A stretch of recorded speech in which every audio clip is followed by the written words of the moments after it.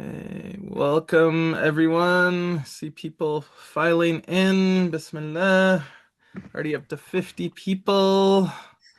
Nice to see. Ooh, someone's already found the heart emoji. That is impressive. Um, some webinar veterans here. Um, Very exciting to have everyone. Mashallah, this seems to be a very popular topic. We had when I last checked, it was close to 600 registrants. It's probably gotten a little bit higher since then.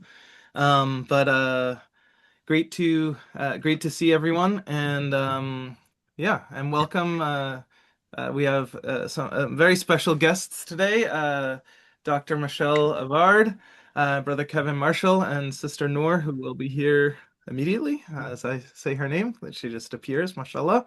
And so I'm really, really excited to have you all meet these guys, and welcome to all of you.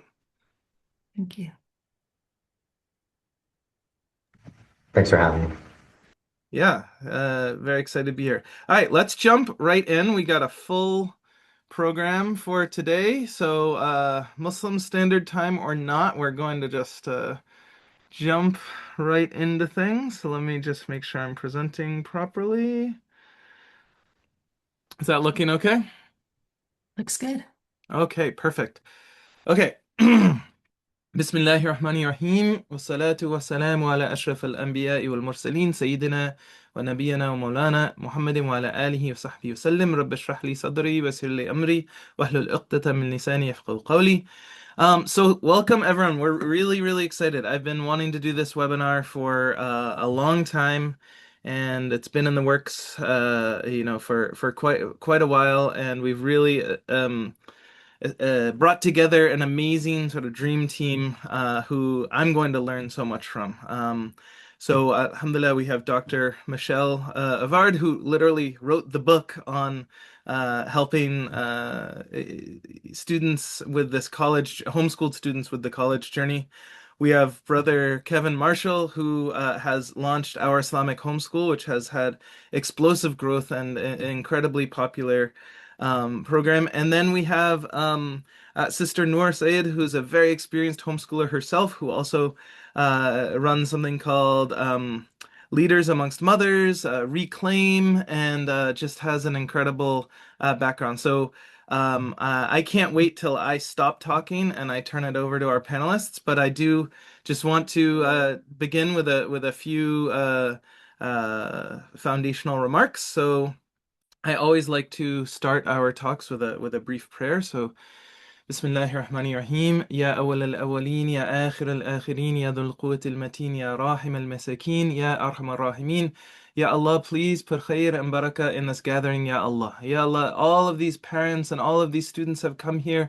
Some of them are already homeschooling, some of them are considering it, Ya Allah, but they are all looking for the khair. They are all looking to have the best experience as in school and go off to college, but most importantly to please you and to be successful not just in this world but in the next. So you please accept those intentions, Ya Allah, and all the people who have taken time out of their busy lives to spend some time on this webinar. Please give them the benefit, allow them to get whatever they came here to get, and give us the tawfiq to speak in a way that helps everyone. وآخر دعوانا أن الحمد لله رب العالمين. Okay. So, just some basic house keeping. Inshallah, we've scheduled this webinar for 90 minutes, inshallah. Just to contextualize things, there's two different things you have access to. One is the chat, and then one is the Q&A function.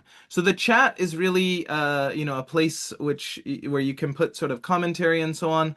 But if you have questions, if you actually have a question that you'd like the panel to potentially discuss, then you should put those in the Q&A, not in the chat.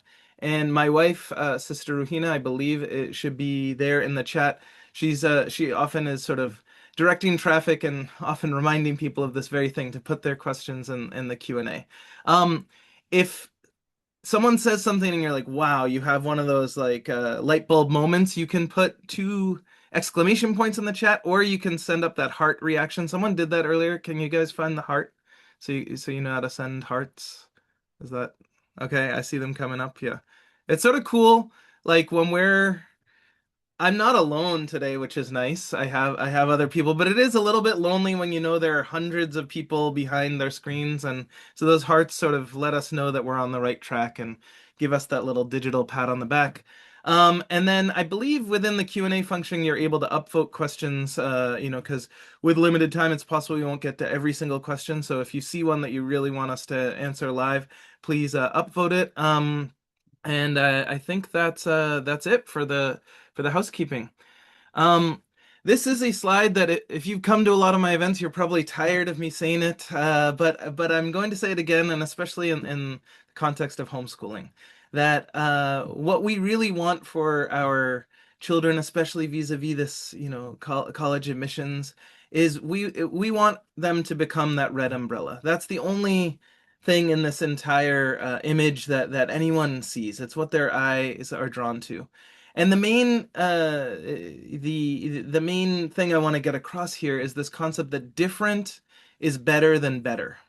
Right? Different is better than better. I think a lot of times when people talk about college, they start talking about grades and number of APs and SATs and all these sorts of things that are, I'm not saying those are not important, but it's very, very hard to distinguish yourself when you're competing and talking about things that are sort of common.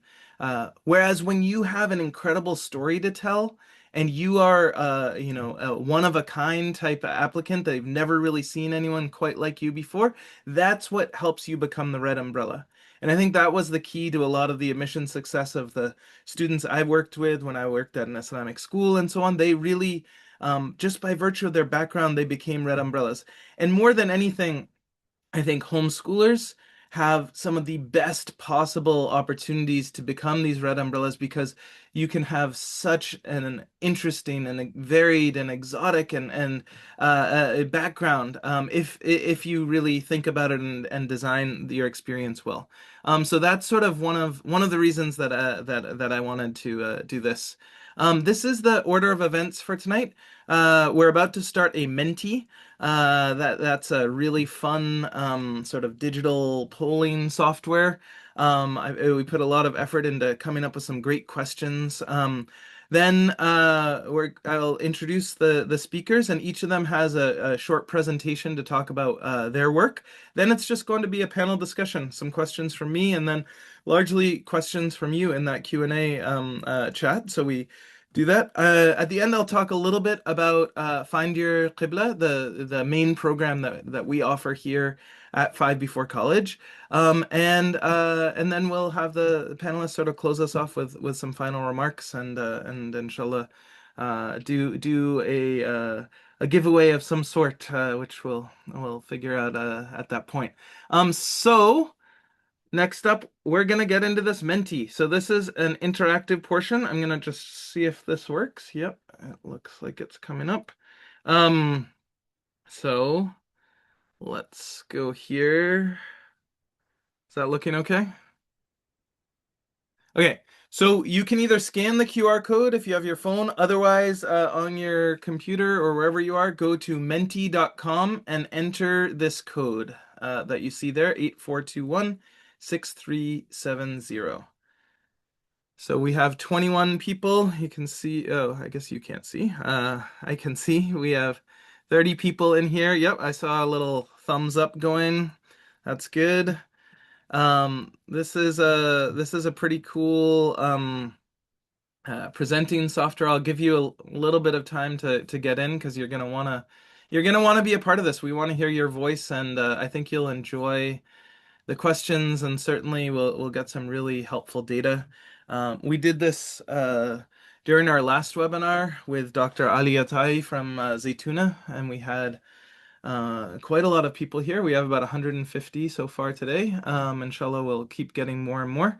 But it's really amazing when you have a large group together. Alhamdulillah.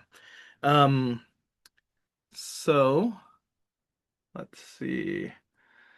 I think we got up to 76. Let's wait just another. Yeah, it's still growing. I just want to make sure everyone has a chance to join. Brother Hamzah, Yes. there was a question in the Q&A about can people get the recording? So while we're waiting for people to load, do you want to share that? I believe they will be able to. Yes. This is being recorded, and we will share the recording with all the registrants. It also goes on to our YouTube. All of our webinars are publicly available there. I think we've gotten a lot of requests for past webinar recordings, so we're thinking of building out a section of the website for the past webinar recordings. But yes, definitely will be available. I still recommend taking notes. Even in this era of AI transcripts and things like that, the things which really resonate are good to write down. But definitely, I know not everyone could be here, inshallah. All right, let's get going now. Oops, I think I pressed the wrong button. Sorry. Got confused about what screen I was on. All right. So the purpose here is to understand your homeschooling journey. We know not all of you are homeschoolers, but where you're at with that journey, we want to gather insights and identify areas where people are looking for more guidance. So first of all, it looks like people have already been doing this. I didn't realize it was already going. So that's pretty cool. So yeah, you can see this is helpful. I was going to tell you to choose Alaska if you are tuning in from outside of the United States. So we have a few people there. That's Alaska down there. But it looks like we have quite a few from California, a lot of East Coast. It looks like Jersey is well represented, and Illinois. Texas in the house, the single biggest group. That's where Kevin is. So nice work. Everything's bigger in Texas. All right. Then this one. This is also a really interesting slide for me. Where is your family originally from? Um, so, I don't know. So that's pretty cool. Madagascar, we have some like Maldives, maybe. I usually tell people to put themselves in New Zealand if they are like me, not really from anywhere on this map. I guess I would go to the UK, but my relatives or ancestors came over on the Mayflower, so I've been in the States for quite some time, but it looks like a good split between sort of a lot in the Arab world, some Turkey, some European, and then quite a few in the India and Pakistan and Bangladesh and so on, which is pretty representative of the community more generally. So very interesting. All right, let's keep on going. What are the ages of your children? So this is also really helpful. So we have a lot of elementary. This was a select all, so I hope you guys were able to do that. But we have quite a few elementary, middle school, high school, and some in college. So that's good context for us to know as speakers. Okay, here's a make a guess question. First time I've ever quite done this one. So, make a guess. What percentage of Muslim families homeschool at least one of their K through 12 children? Okay, so 87 people have already responded. This is based on the ISPU data. It was actually very hard data to find. I don't want to like stand by this religiously, but this is the data that I found. The answer was or show responses. This is what you guys said. So you were clustering around 20%. Show correct answer. The correct answer is 6% of Muslim families, at least according to the data that I saw, homeschool. This was in line with national averages. It wasn't considerably higher or anything like that. I don't know if the people who said 100% were really thought that. Probably not, but inshallah. Okay, so let's keep going. What best describes your current situation? So mashallah, this is a really helpful slide. So we have 54% currently homeschooling all of their children, so more than half. And between this and this one, we have close to 80%, actually exactly 80% of the audience here is homeschooling in one form or fashion. So that's really, really helpful to know, or at least 80% of the audience that showed up for the webinar. of the 600 or so who registered are homeschoolers. And then we have some considering homeschooling, some people just exploring, and then a few people who homeschooled in the past and maybe are no longer homeschooling, which is another interesting segment. All right, let's keep on going. If you're homeschooling, how long have you been doing it? So we have a mixture. The 1 to 3 years. That's our what's the word? Mode? Is that it? No, I can't remember all my averages and stuff. I'm a humanities guy. But so some very experienced ones, 15% 3 to 6 years, 23% 6+ years. So we have a lot of experts here. And then 20% or so are not currently homeschooling. So good to know. What type of homeschooling do you identify with most, right? So, obviously there's different ways to homeschool. So, it looks like quite a lot in that sort of hybrid of mixing and matching different things. 21 in the more structured, like doing school at home.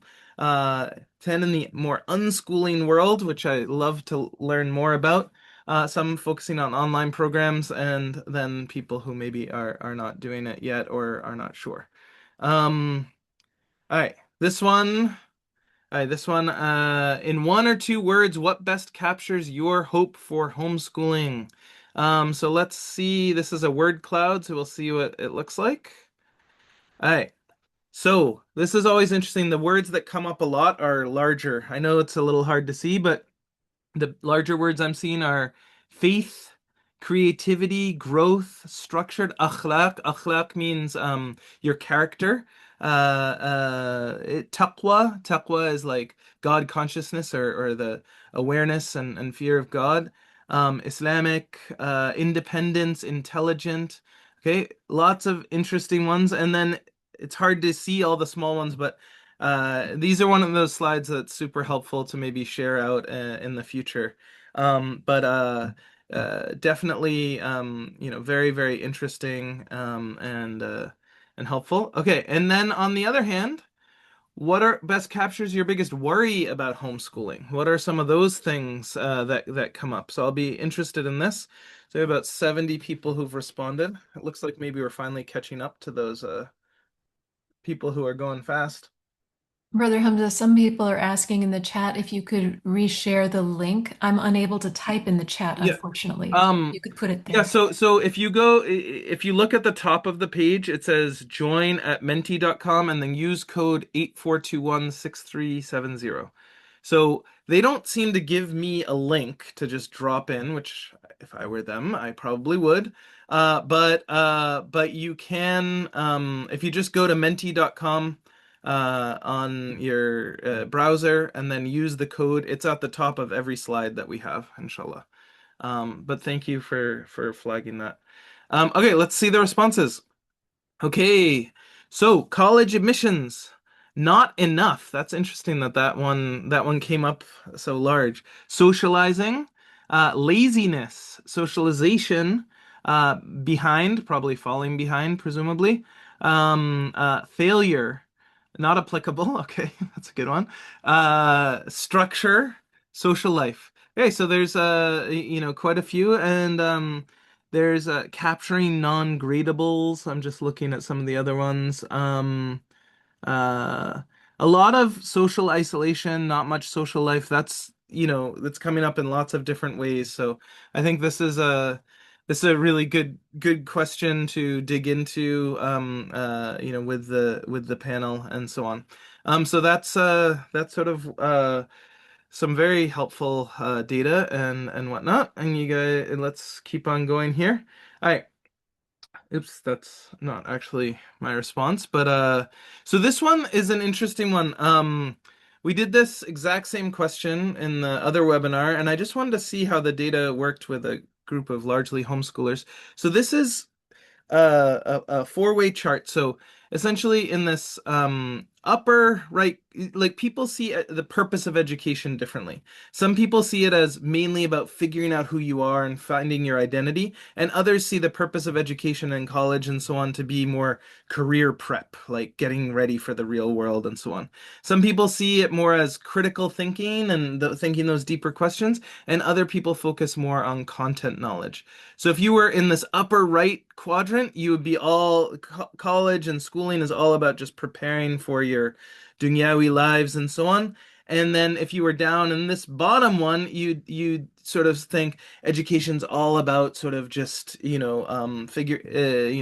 out who you are and thinking deeply about the world and so on. And obviously people fall in different places. So let's see what happened here. Or maybe this is what happened. I'm confused. Yeah, sorry. I don't There is more to this. Okay, that's what I was looking for. So you can see there's sort of a scatter plot, but overall, I guess we landed in that sort of upper right quadrant where it's more towards career and content, but actually quite close to the middle. So that's interesting. And I definitely want to compare that one to what we saw with the Zaytuna webinar. Um, who, if anyone, has expressed concern or skepticism about your homeschooling decision? Um, so this is another thing I know that people sometimes face. Extended family. They're the winners here. Grandparents and in-laws. Um, Friends in the community. A lot of people know one. We have full support. And then spouse and partner. And I can imagine that can be especially complex if one is in favor and one is not. So very interesting. How confident are you that your child has healthy, consistent interaction with people beyond your immediate family? So, a lot of people mentioned the socialization, social question. This sort of opened it up, and you can see this is 21 people put themselves here, that they're very, very confident. So while there is that worry that people might have in practice, what people think about their own children who are doing this, perhaps you could say, is there are a lot here. But on the whole, when you look in the whole thing, we're at that 6.7 level. Interesting data there. All right, which of these concerns feel most relevant to you? And you're supposed to rank these. This should go from most to least concern, I guess. Is my child on track academically?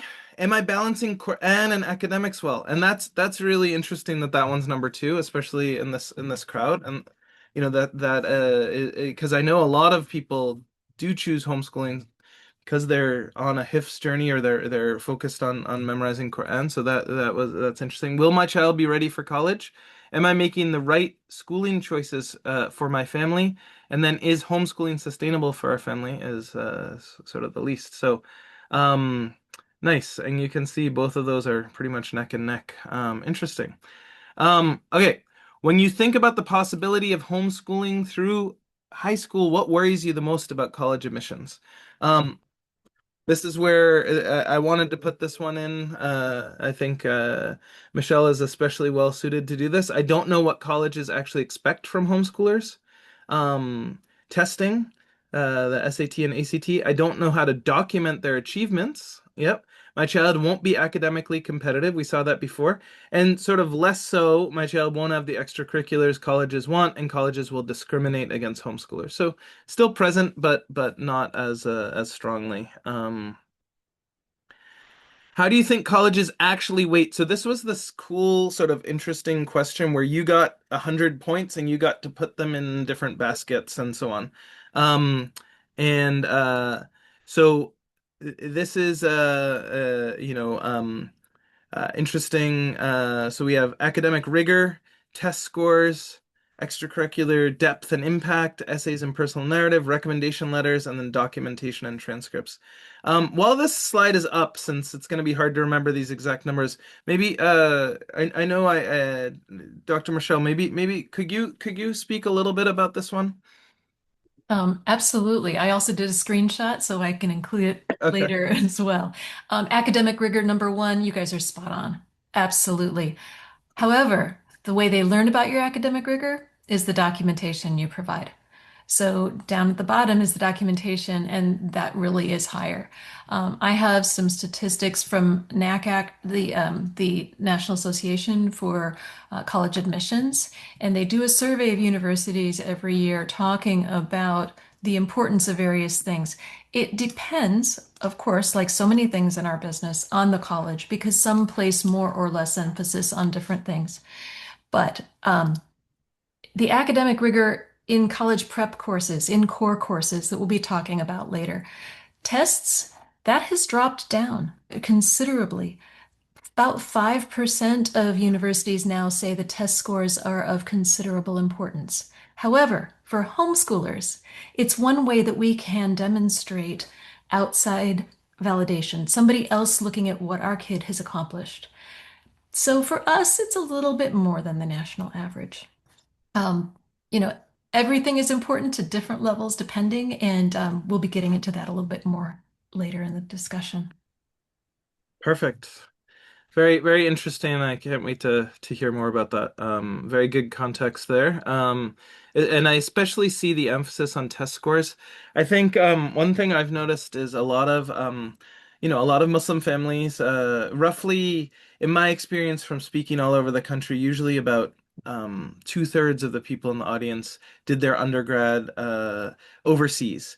And in a lot of countries overseas, like I lived in Egypt for quite some time, they have a single test at the end of high school that sort of determines your future, the Thanawiya Amma, and I know there are similar things in other countries. And I think a lot of parents see the ACT and SAT because as analogous to that, and they're really not, especially in this post-COVID world where all schools went test optional, and now some have brought it back, but even those where it does exist, it doesn't have this outsized influence in the same way, according to the NACAC statistics and other things like that. So very helpful. How much financial strain does or would homeschooling create for your family? Okay, so some people, they will mention that, almost by definition, if you're homeschooling, you're probably a single income family. I don't know if that's entirely true, but people have made that assumption before. But at least in this crowd, we go from some people sort of in the middle, but mostly over here and at the 3.5 level. Okay, and final question. What is the number one thing you wish you had more guidance on right now? This is a chance to write a little bit more. Looks like only 45 people got to this one, but let's see what people have come up with. All right. So, just someone's standing out in college applications, personalized pedagogical and curricular plan for my child's evolving needs with private tutors, structured curriculum, uh, college readiness, college admissions. Understandable that all those are coming up. How to guide my eighth grader with getting him into the college he would like and would be okay. You came to the right place, five before college. How to record transcript and extracurriculars, what makes them a red umbrella. Nice. Apparently, if I hit the space bar, then some sort of AI thing happens, so let's try it. Uh, Sorting the circles from the squares. Okay. Interesting. Okay. So, curriculum planning. That was a big one. And then what happens if I click on that? Okay. Nice. Interesting. And then college admissions, that was another big one. Islamic integration, and then documentation. Okay, and I know, Michelle, you were just talking about this, and I think you'll be talking about it more in a moment. So, very helpful, very interesting. I hope you guys enjoyed that. I know it's always one of my favorite parts of these webinars. Um, so let me get back into. Oops, not that. I need to stop. Need to. There we go. All right, let me just finish off talking about me. I mentioned before that I'm a Mayflower Muslim. My ancestors came over on the Mayflower. I myself became Muslim when I was 15 years old, at a boarding school outside of Boston. Hamzah graduated in 2001 from Harvard with a degree in Near Eastern Languages and Civilizations.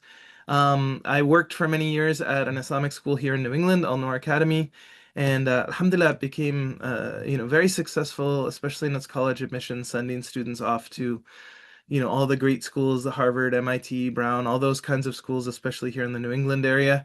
Um, One thing I don't always say is that we also are homeschoolers. We homeschooled our two children in this picture, Ilyas and Sumaya. We're now 14 and 17. We homeschooled them for about 8 years, all the way up till eighth grade. In eighth grade, we did put them back in Islamic school, although last year we did sort of a hybrid Islamic school slash homeschool thing, which allowed us to be in Turkey for 6 weeks, which is where this picture was taken.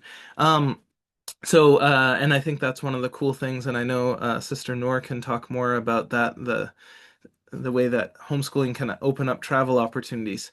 I founded this company, Five Before College, to combine my 20 plus years of experience in education and in college counseling with this mission to help Muslim teens thrive in this world and the next, and so on. Our company, Five Before College, really has two different meanings. One is the best time to start preparing for college is not your junior or senior year, as so many families do. It is instead 5 before college, 5 years before college. Of course, I know there are a lot of elementary parents, and really you can't start too early, but it doesn't really get more serious, I guess, or more more of a critical issue, I think, until about 5 years before college. And then the second reason for the name is that it's based on the prophetic hadith in which the Prophet ﷺ said, take benefit of 5 before 5, your youth before old age, your health before sickness, your wealth before poverty, your free time before busyness, and your life before death. And mashallah, there's so much wisdom packed into this, but really, this hadith sort of embodies what a holistic childhood looks like, where we take advantage of all these things. And it also embodies what colleges are really looking for from students and how they evaluate them during the admissions process. And so essentially we have used this process. It's the architecture of everything we do at Five Before College. And alhamdulillah, the system really does work. We send students off to all of these great schools and many, many more. It's extremely rewarding. This is the time when all the early admissions decisions are coming back, and we are celebrating and consoling and sending letters of continued interest and all those other things that happen at this time of year for all of our current crop of students. But it's so exciting to watch these kids get to that next level.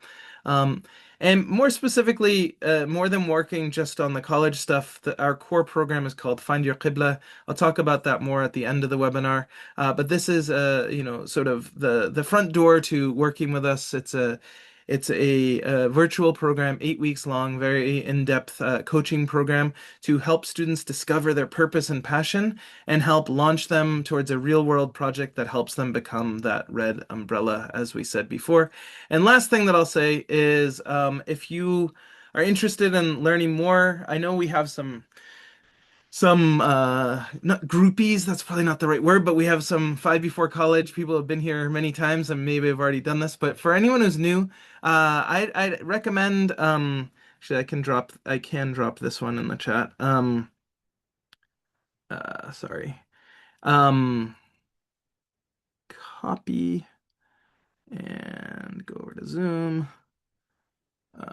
Chat everyone.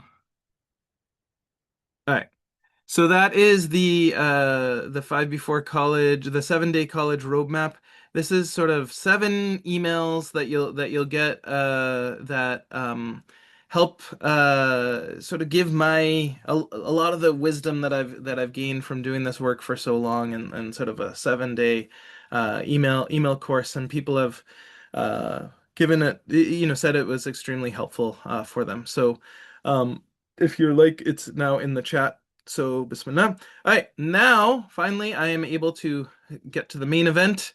I want to just introduce our 3 speakers, and then each of them is going to give a sort of short presentation about what they do and what they're all about, and then we'll get into the panel discussion and Q&A.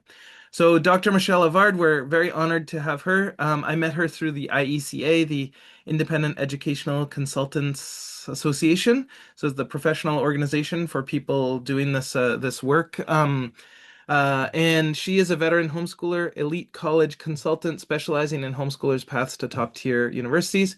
She wrote the book. We're going to see it. You can probably see it behind her and in her things, a book called College Unmazed that I've recommended to many homeschool parents in the past.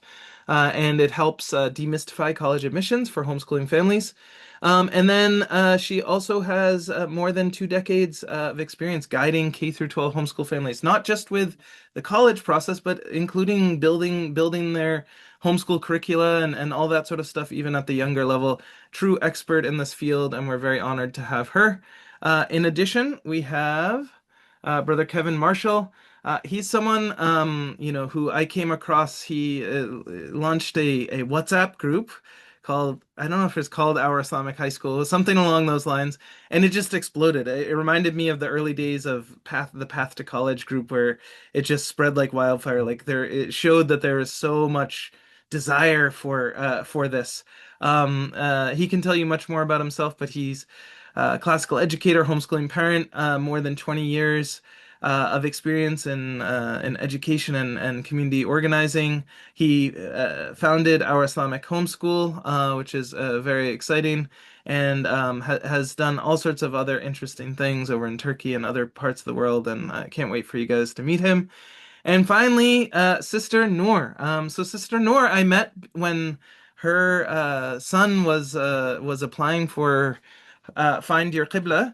And in fact, they didn't end up enrolling because they were about to go off on, I can't remember where, but some sort of crazy international world travel trip, which I turned out to be a huge part of their life. But I was so impressed by the way that she structured her homeschool life, and it captured my imagination that she was the first person I talked to when I wanted someone sort of on the ground homeschooler. But she does a lot more than that. She's also founded Reclaim, which helps parents, as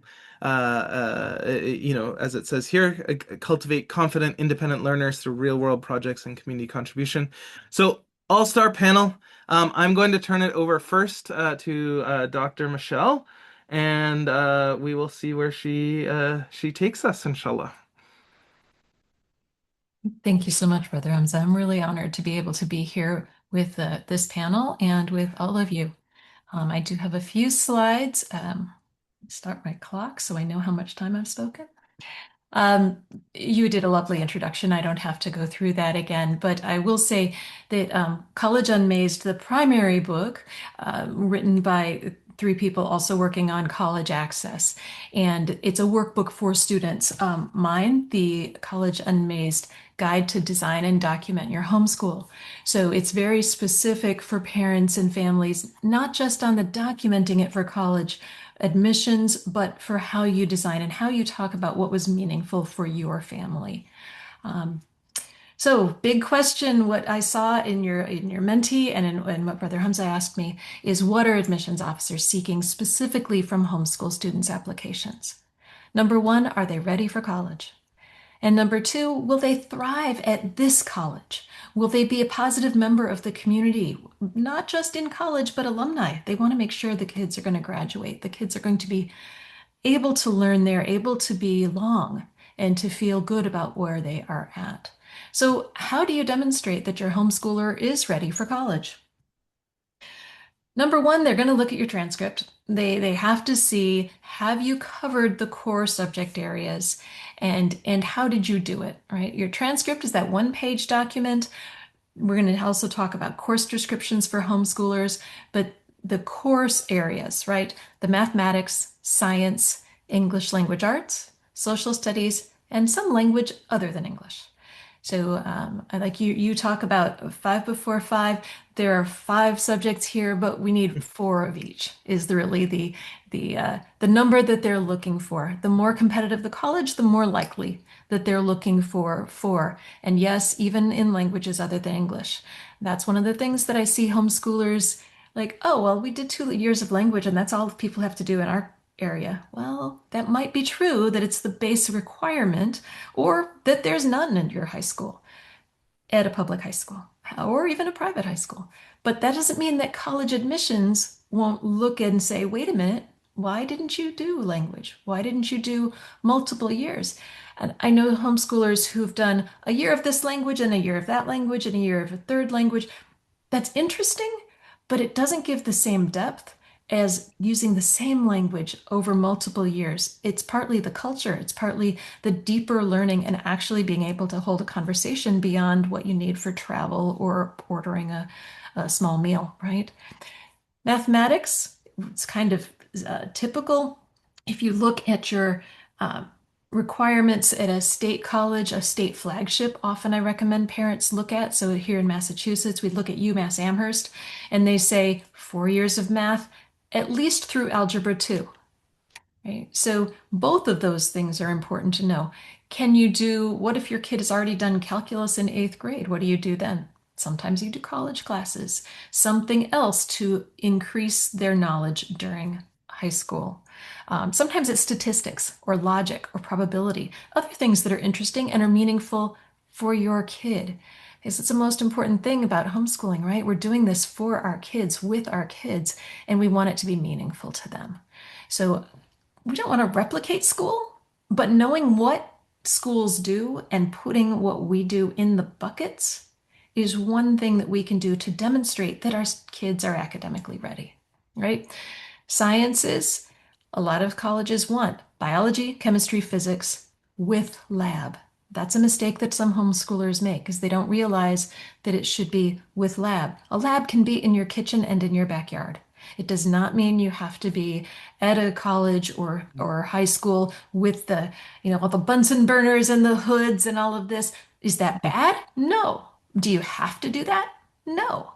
The scientific method, the exploration, the learning, the seeing how things work, right? Trying something, testing it, making some notes, changing it.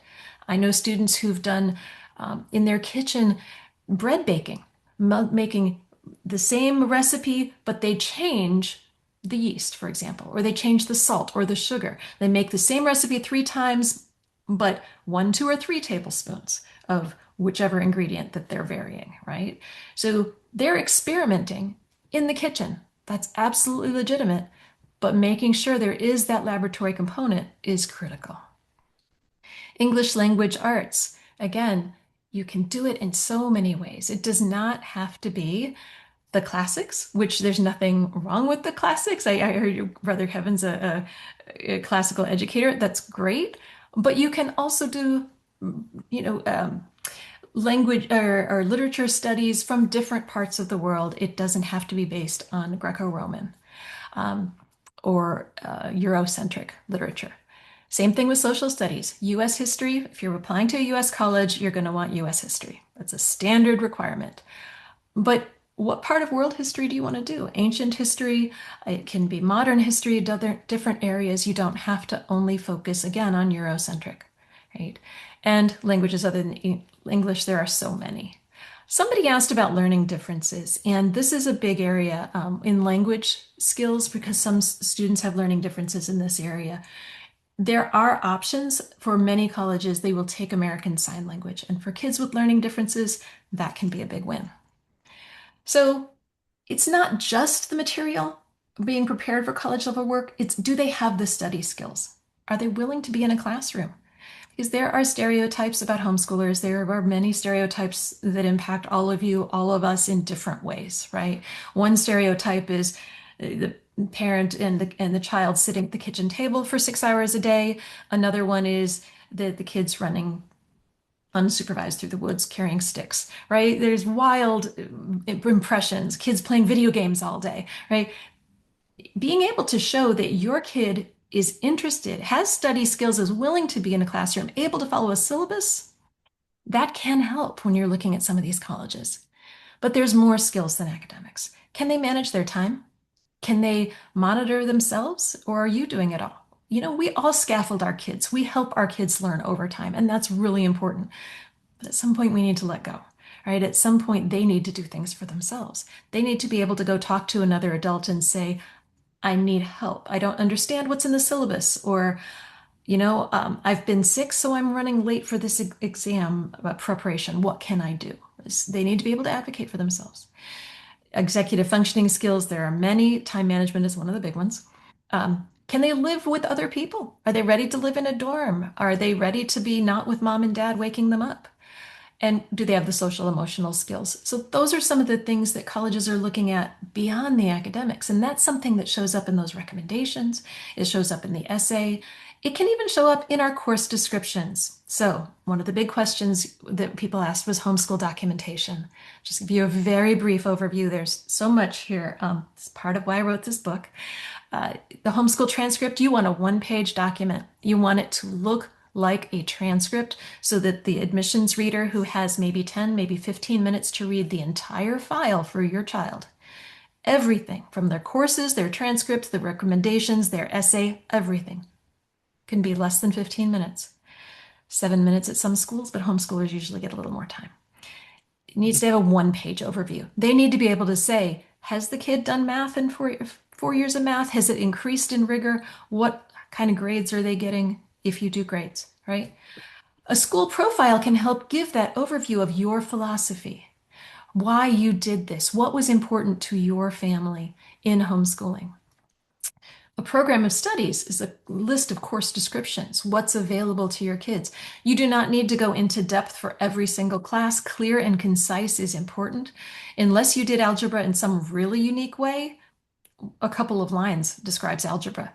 But if you are doing, let's see, you're studying, my own son studied Japanese and Japanese language and culture. We listed the textbooks, we listed the kinds of historical and modern day videos he was watching because we needed to give that context since that was something done independently and yet with known quantity, known information, so that they would understand the level that he had attained.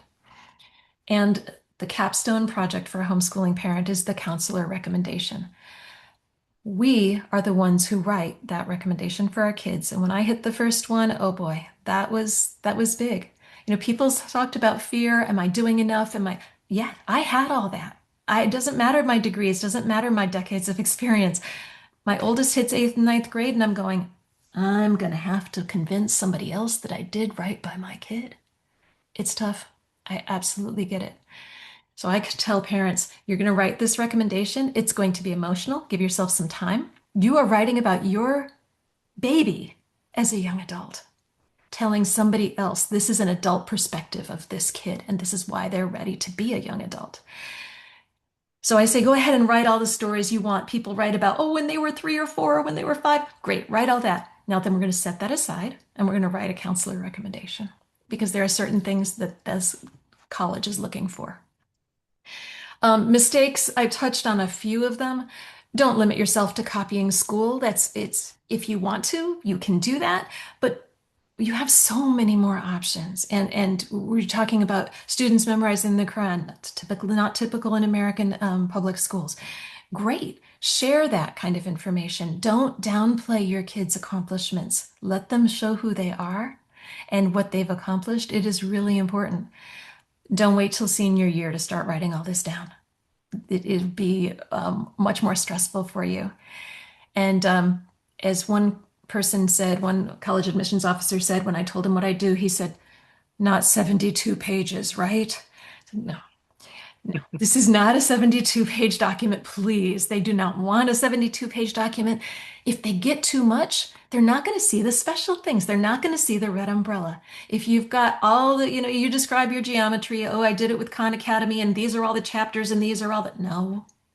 Then they don't get to see that they were baking bread and doing all these tests and donating their successful things to a local food kitchen, right? They don't get to see the special things about your kids. We want that to show. Brother Hamzah, will they be able to have a download of this? Yeah, I can Okay, so I great. can show So these. you'll have more details and a special coupon code from my publisher for anything that people want to purchase from them. But I know I've run a bit over time. I tried to address questions from the Mentimeter, but let someone else speak now. Yeah, thank you so much, and we'll definitely learn more. That was fascinating. Especially from just someone on the front lines who's helped so many families through this. And I know, yeah, our audience has so much to learn from you, whether they're at this stage of thinking about college and how to document it all, or even earlier trying to figure out, what to document as they come up with things. And I know that's a way you help people. Okay, I want to turn it over to Brother Kevin, inshallah. Thank you. Assalamu alaikum wa rahmatullahi wa barakatuh. Thank you, Dr. Michelle, for the very beautiful presentation. It gives me a glimmer of hope. Alhamdulillah, we haven't started the college pathway yet, or the college, process, so to speak. But alhamdulillah, it's good to know it's not too late. Yes, my name is Kevin Marshall. I'm a homeschooling father of 4 kids with my wife.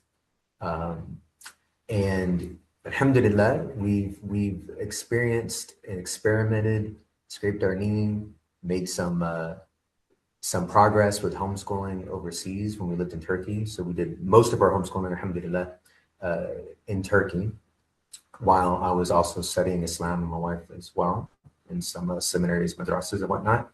So a bit of a classical approach to homeschooling, comparative classical approach to homeschooling, alhamdulillah. But I'm also the founder of Our Islamic Homeschool, founding organizer of Our Islamic Homeschool. And Our Islamic Homeschool is it's a global community of homeschooling parents that are supporting one another and raising the next generation of thoughtful, committed Muslims. That's our mission, and that's what brings us all together as parents and educators. Alhamdulillah, this platform that we have, this global community, Our Islamic Homeschool, it it centers on these 3 problems that I think resonate very deeply with this particular audience. And these are very perennial, universal problems that we've seen time and time again, that we've all experienced. And these problems are imposter syndrome, first one. Isolation, of course, for parents, right? But it's also, extends to youth as well, kids as well.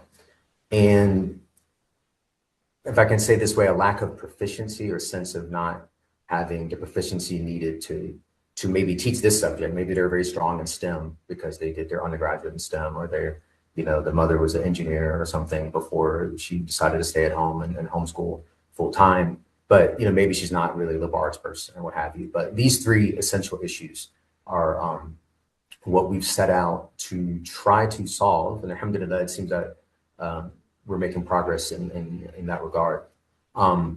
These issues that our parents and our community keep talking about, we set out to solve them in these core ways. Of course, we want to connect parents with each other, and of course, we want to connect them to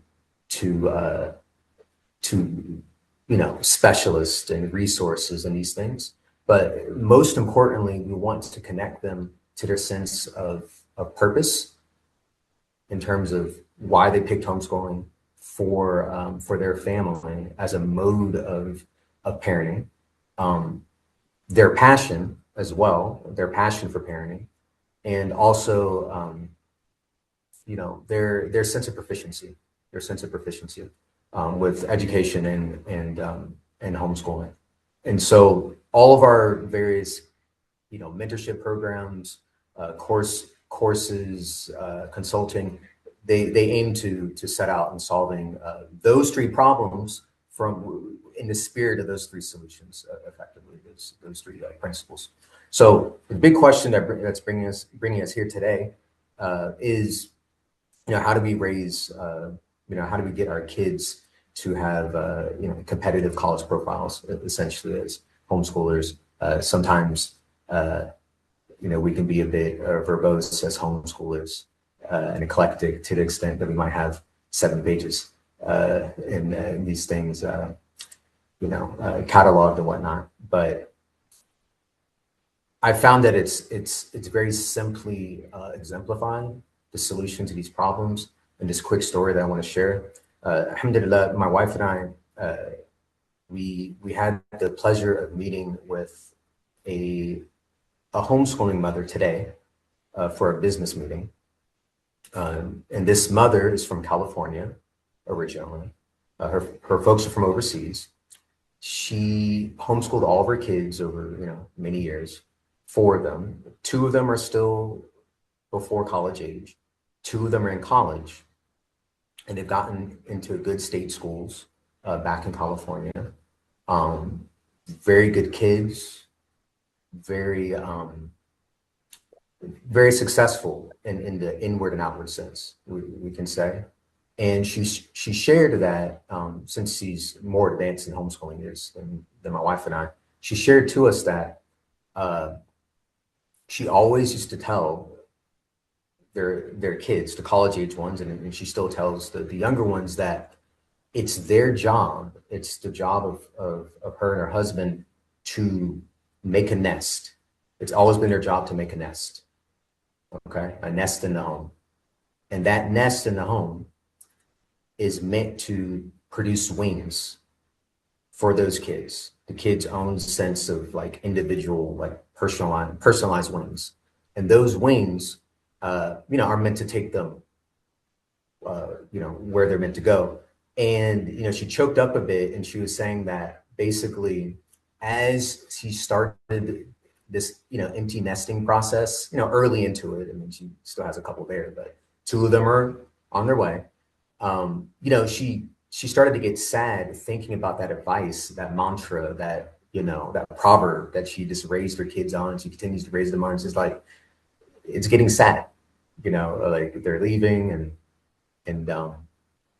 and she told me that one day, not too long ago, this eldest kid, he was visiting, and he actually said to her, this is what he said. And he's not a verbose, he's not like a liberal arts kind of person. He's more of a STEM person. And he said, those wings that you always talked about, they always bring me back. They always bring me back. And it of course choked me up, a little bit, but alhamdulillah. So my question is, all right, it's a nice story. So what does it have to do with this? So, because we want missions, we want purpose, we want the red umbrella, we want the outward, we want the inward, right? So this story that I shared, I just want us to take a moment and think about what is the nest, okay, as homeschooling parents, all right, homeschool educators, all right, curators, whatever you want to call it, guides, if you have someone else, if you outsource most of it, you're still parenting. What is the nest, right? And, what are the wings? This is something to think about. I'm going to propose a couple answers, but I only have like maybe a minute or two. So again, I'm a liberal arts person. I can go off the rail. So it's bring me back on, as needed. But yes, succinctly, the nest is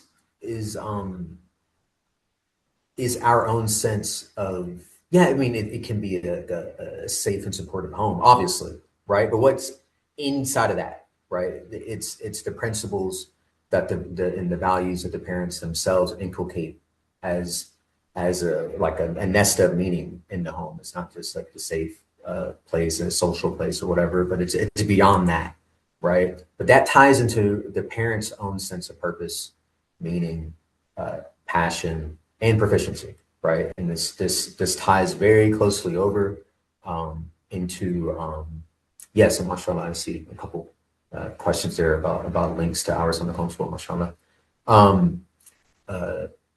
Yeah, so these things tie in very closely in terms of like your own inner compass, my own inner compass as a parent. That compass, if it's rooted in the values, that guide us, in the values of the Quran and the Sunnah, and the great exemplars that represent that, the prophets, peace upon all of them, then if we're rooted in that, then the nest is going to be made the way that it needs to be made.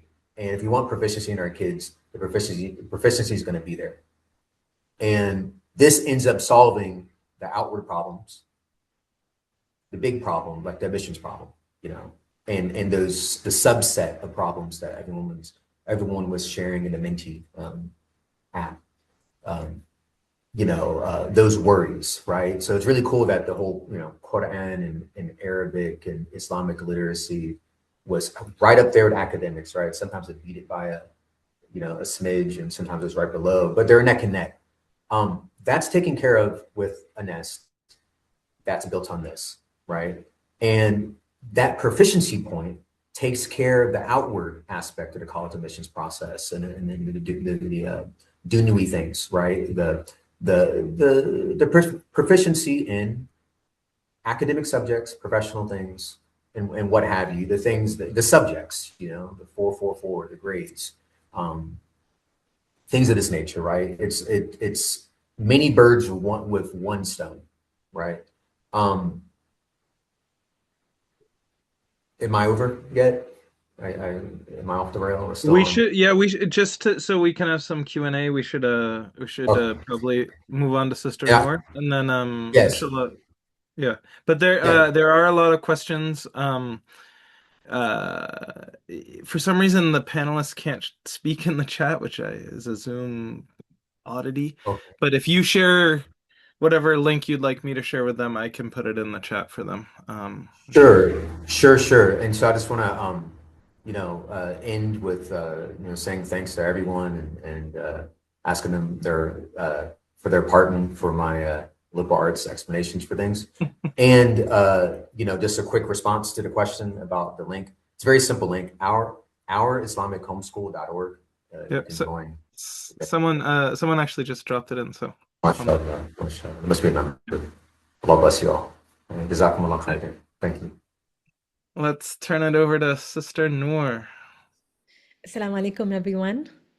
First of all, thank you, Brother Hamzah, for hosting this incredible webinar and getting us all together.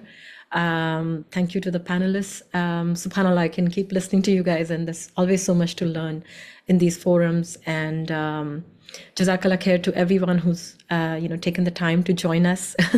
We are in times where attention is to hold attention is a difficult thing. So I really appreciate your time here. And I think I'm going to come from the perspective that is probably going to be most relevant to parents who are either starting out or in the middle of it, and kind of like wrestling with, what do I prioritize? Because all this talk about college admissions and, everything becomes about outcomes at this stage, right? You're proving something to the system. And the whole idea of homeschooling is like, we have unsubscribed from the system to do something differently, but then now we're going to, plug back into the system at this stage. And that transition can be challenging, but it's important to remember that, yes, there will come a stage where this transition is going to happen. And we have amazing people like Sister Michelle and Brother Hamzah and, others who help with that process. But the entire journey is about doing this differently. Why else would we homeschool? Why else we would do this? And I think my argument is that you want it to be different because it's also going to help with this process, not just the admissions and the college, but beyond that. Like it's so much bigger than this one process, which is daunting, which is a stressful thing, and it is going to decide their career and future outcomes, and it has its place. But then we are in this for something so much bigger than vocation or career, or we're talking about our Akhirah. Brother Hamzah started out with this hadith, the 5 before 5, and there's so much, like, as Muslims we are headed for something so much greater, so much bigger. The stakes are so high when it comes to that. And that's what brings us to homeschooling. And when you think about like any structure, any building, the most important part is the foundation. It takes the longest amount of time, there's no visible progress. You pour the foundation, you wait for it to set. and then you start building your structure. So there's an investment that happens there. And same can be talked about when you take the plant analogy. You know, when you plant your seed, you don't really see anything happening for a while. I would go a step further and say, even before you plant your seed, you know, you have to prepare the soil. You have to pull out the weeds. You have to make sure the soil is loose and, you know, it's breathing, and, you know, there are no big stones or anything blocking that could potentially stop those roots from going deep, right? So the tree is going to be as viable and flourishing as the roots are allowed to go deep, right? And strengthened by the process of, you know, the growth. So a lot of the stuff that we want to create these favorable outcomes is invisible. And it almost seems like a counterintuitive process. And I'm going to share some slides just because I think it's easier. But I just wanted to begin by sharing that the foundation is important. And when it comes to the foundation, there is are you guys able to see my slides? Yep. Okay. The foundational work is going to look counterintuitive. It is, we are in this for this inside out growth, right? This wholesome growth, this raising this whole person.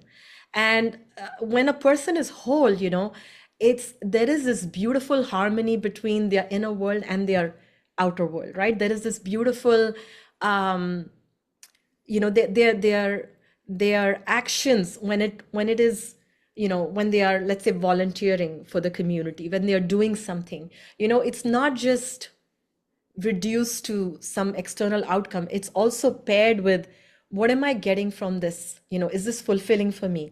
Am I being true to myself? Is my intention in the right place? Is Allah pleased with me? Am I, you know, living in integration and harmony with my inner world? You know, because at the end of the day, our deen is about, you know, the first hadith in the 40 hadith book is like, our actions are judged by our intentions.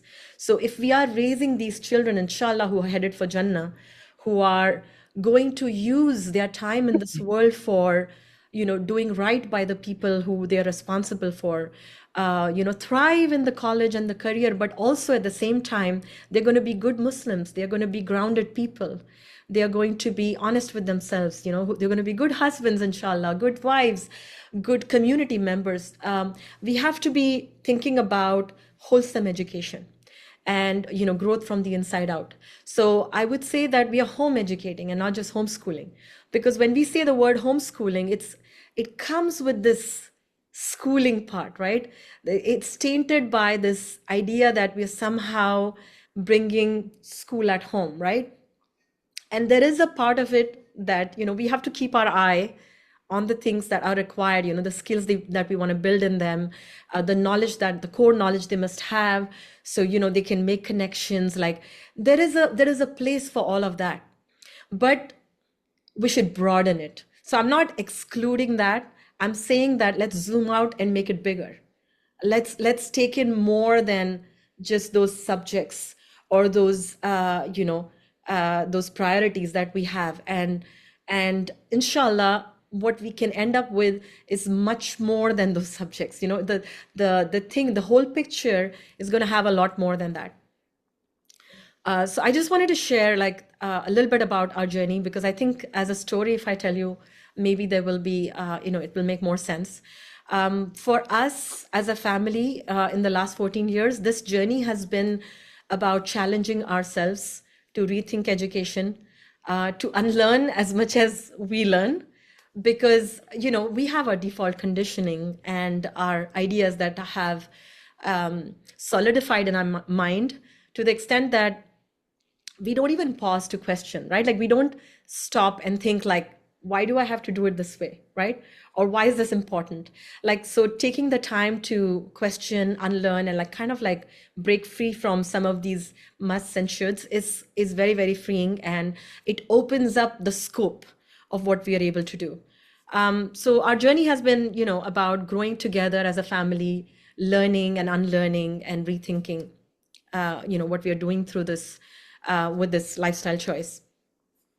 So I wanted to homeschool when I actually have a funny story. I even did like a cross-country move in search of a good Islamic school before I finally came to the realization that I'm either trading off the other subjects or Islamic knowledge, or something or the other is missing when you look at either public schools, Islamic schools. Like things were not, they didn't satisfy what I was looking for. So eventually, after exploring one of the cities, I was going back to Pittsburgh, where I'm from, where I used to live initially. And I happened to be in a conversation with a student who was talking about homeschooling, a college student. And it just opened my mind to this other reality, because in my mind, homeschooling was this, like pulling away from the world and like, restricted option, and like unsubscribing from the world and like going in the shell kind of a image in my mind.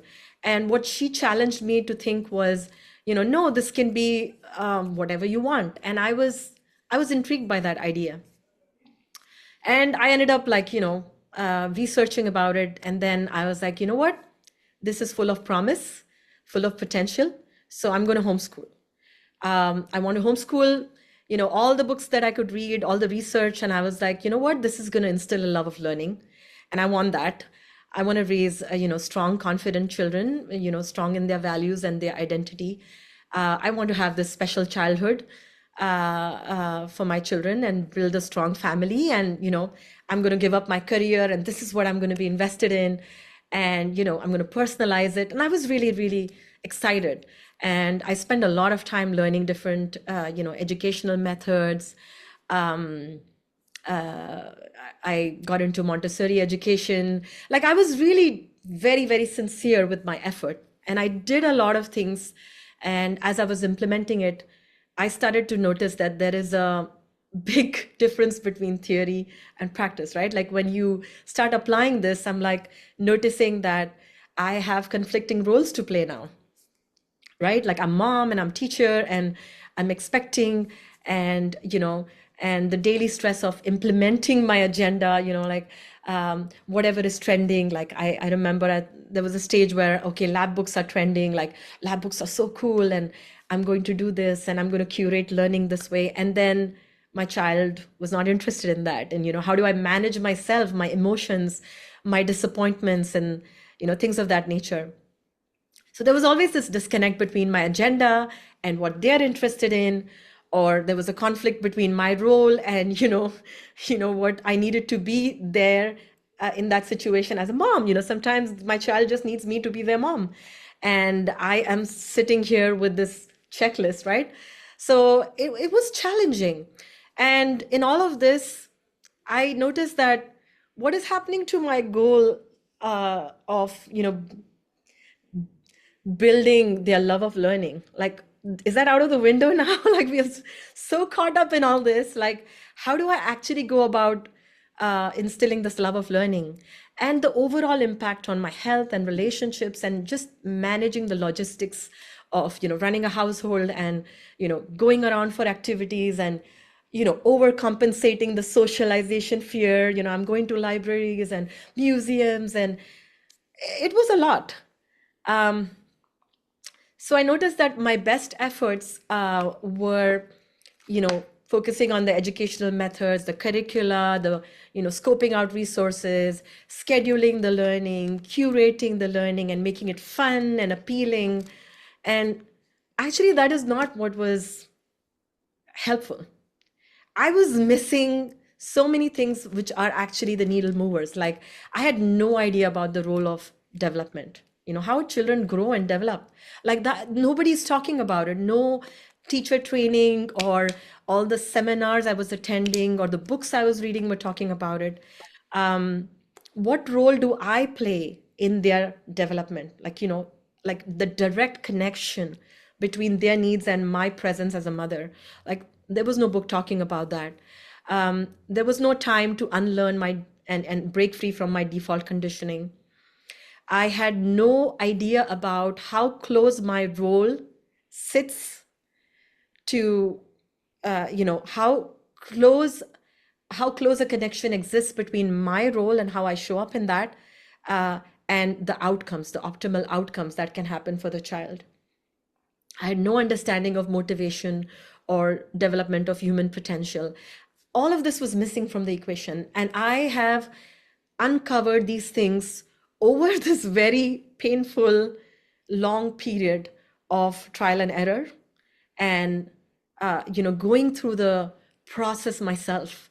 And as I'm teaching my child, and fortunately for me, my firstborn is a neurodivergent kid, and the peculiar needs of this child kind of like forced me to learn and unlearn faster. And probably I wouldn't have looked into it the way I did if I was not challenged by my circumstances. So I'm really grateful that I ended up learning, and I went on this other pathway, which actually showed me, that actually there is a whole another way to approach this.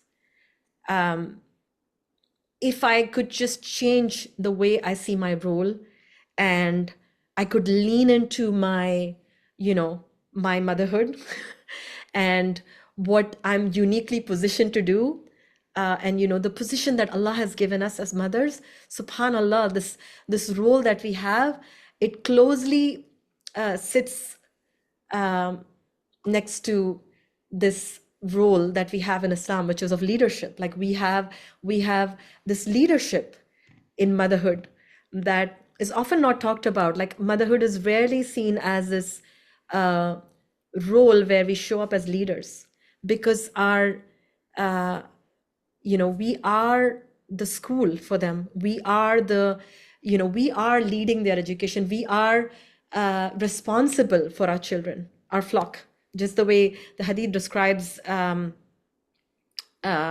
role of I did not put it here, but there is a hadith where the Prophet ﷺ says that every person, there is a flock, there's every person plays the role of a shepherd, and they have a flock.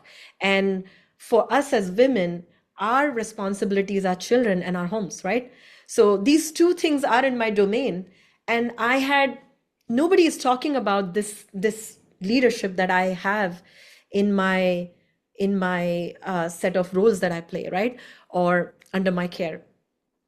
So once I changed the definition of what I'm doing in this role, and I attuned with my child, I realized that actually my role is very different from what these ideas that are coming from a very mechanistic process, industrial process of education as it's defined in our times, and there is a reason why it is like that. The last 2 centuries or 1.5 centuries, the entire education system was created to fulfill a need of society, where the world was headed. It was created in the image of the Industrial Revolution to fulfill a specific purpose. And I don't have to tie myself to that. I can go back to my deen. I can go back to my roots. I can redefine and embrace my role from the timeless wisdom of my deen, from the timeless wisdom of the prophetic tradition, right? And once I leaned into that, I was able to, give me a second. I was able to see my role very, very differently. And it shifted from, this person who's obsessed with this outcome and who's, productively, and I say it with the air quotes, productively executing her day, where she's curating outcomes and producing these siloed, goals and siloed subjects, and, ramping up and making sure that the information is transmitted from my mind into my child's mind. It just shifted from all of that to, I'm a gardener.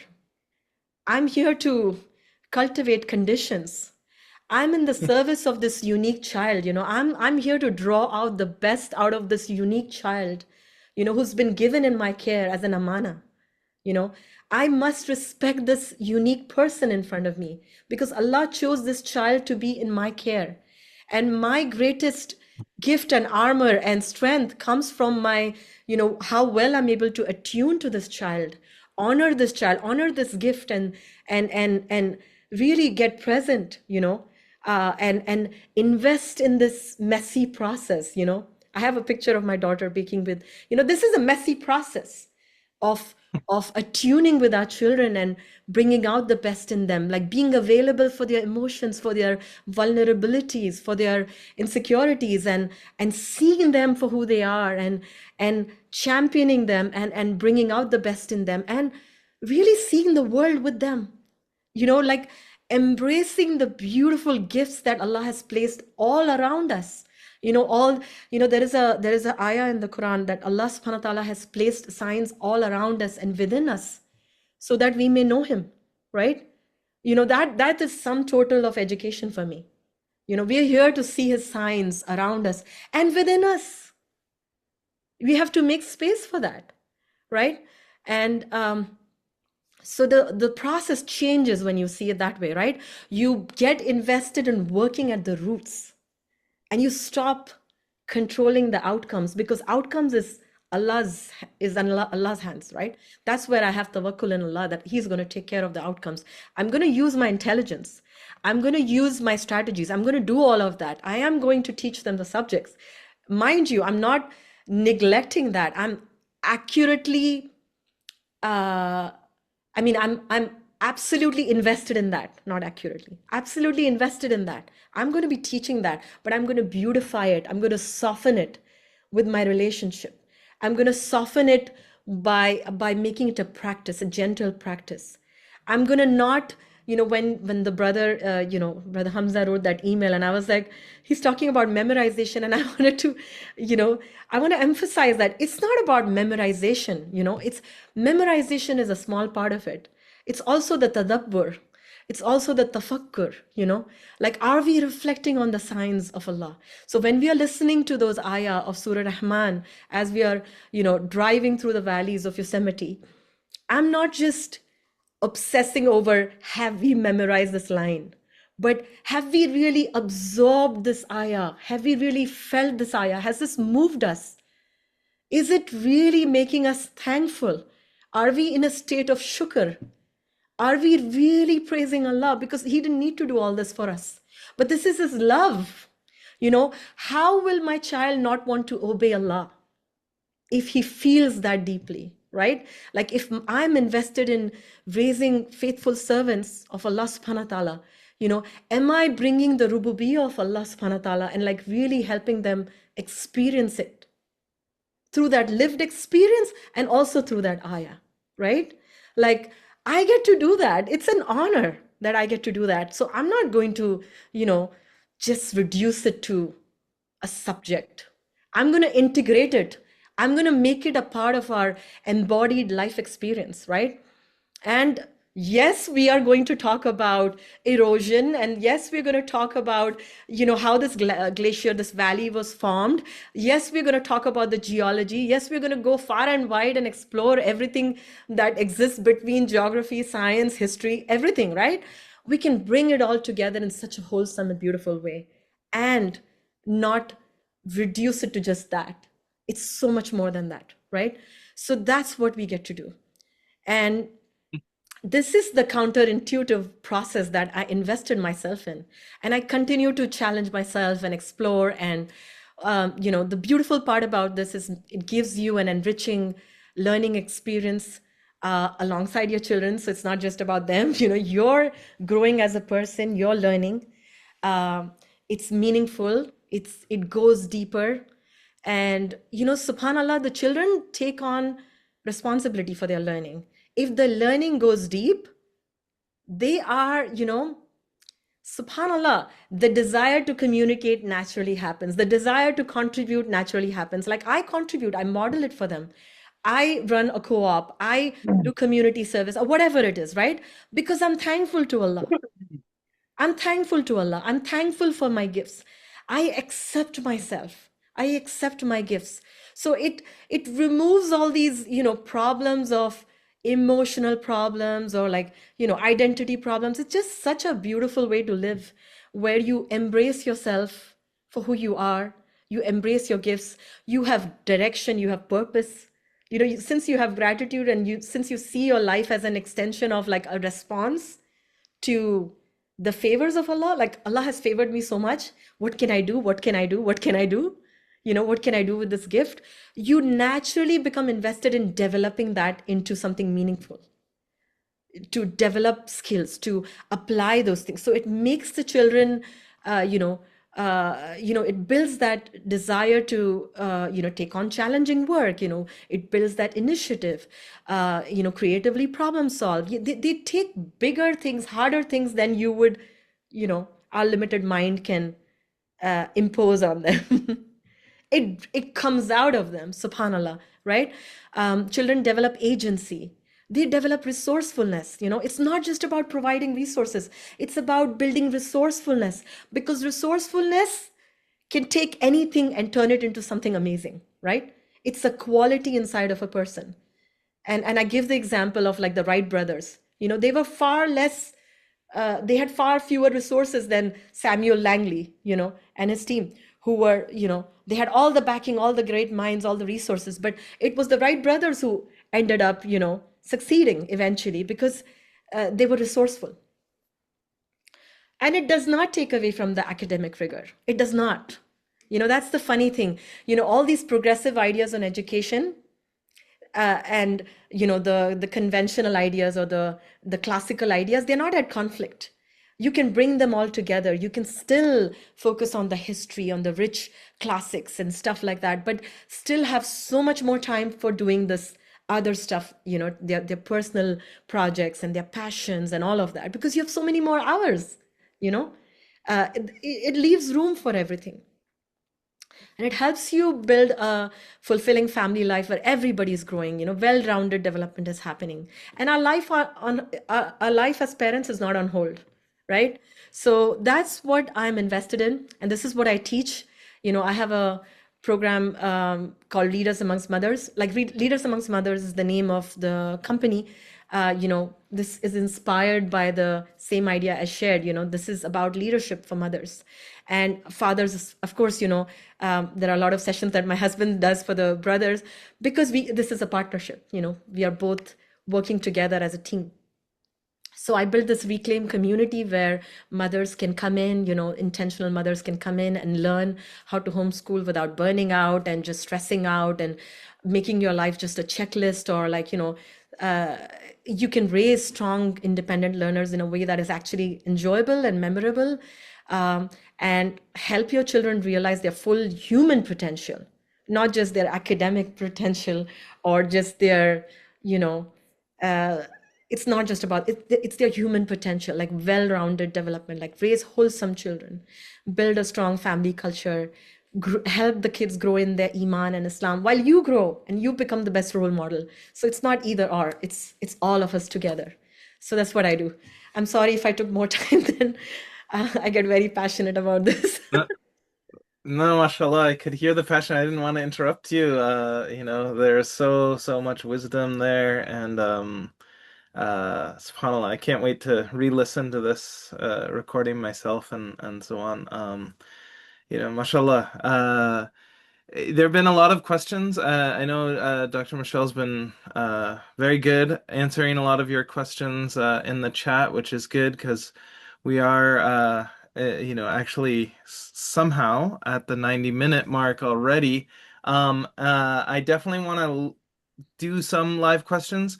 Just in the interest of making sure that I think each of us has our own sort of organization that we're part of, and I think it is helpful for people to know. So, Sister Noor, if you want to put stuff about Reclaim and ways that people can learn from you, I was certainly inspired by that. I know for Brother Kevin, we've gotten some of his stuff. There was an issue with the link, but I think I fixed it. So you should be able to see that in the link tree. And then Dr. Michelle has her own educational consultancy where she helps with some of this documentation and the things that she was talking about, as well as the books and lots of other resources actually through her publishing company. And in terms of myself and us here at Five Before College, let me just t talk very briefly about what we do, and then we'll try to answer a few really high leverage questions, inshallah. So, we've been talking about all this, and I know there are a lot of homeschoolers here, and honestly, one of the reasons I wanted to do this is because homeschoolers are some of my favorite types of students to work with, for many of the same reasons that Sister Noor and Brother Kevin and Dr. Michelle were just talking about, that they're more open-minded, they have more time, the more creativity in how they structure their time, their passion projects that they launch through our work just tend to explode and so on. But anyway, this is sort of the roadmap that I give. Notice we're also using that same agricultural gardening metaphor that you were talking about, especially in those early years. Surround them with books and nurture their language, right? Like I grew up with an English teacher mom, and like that. This is not, some people think this is a virtual background. These are real real books back there. And so important. And then eighth and ninth grade, the all-you-can-eat buffet, where you're just getting exposed to all sorts of different things. Even easier in the homeschooling context, where you actually have this freedom during the day and so on. Eventually, in this college admissions world, it is a lot easier to tell a story when you have, a few spike, as opposed to just being purely well-rounded. If there are some areas that you're genuinely interested in, that those passions seem to be there, whether it's theater, whether it's, in terms of, psychology research, it could be in terms of business or something like that. But you want to, sort of find a few things that are uniquely yours and scale those. And then eventually, 12th grade really is the easiest of all. It's just executing the vision, putting it all together, documenting it. Maybe a little more complex with those parent recommendation letters or counselor letters, and so on. But the way we help students through this, our core program is called Find Your Qibla. It's an effort to help students, develop that vision, that Qibla, that North Star that they're trying to build in this world. One of the worst questions, or one of the questions that I want to reframe for people is, which I think everyone's mentioned in one way or another, is, does this look good for college? Right? That's the most common question I get as a college counselor. Does this look good for college? And really the better reframe is, does this look good for me? For the me that I'm trying to become. If you do something that is deeply aligned with your purpose and your vision for who you want to be in the long term, what deeds you want to present to Allah subhanahu wa ta'ala on the Yawm al-Qiyamah, then yes, by definition, it looks good for college because it's aligned with who you are. Right? No one can compete with you on being you, as Oscar Wilde said. So, and then more specifically, we once we've sort of found the Qibla, we help kids launch something we call the Saturday Morning Project, that's aligned with that Qibla, help them build it and scale it over the course of 4 years, and really use Islam as their admissions superpower.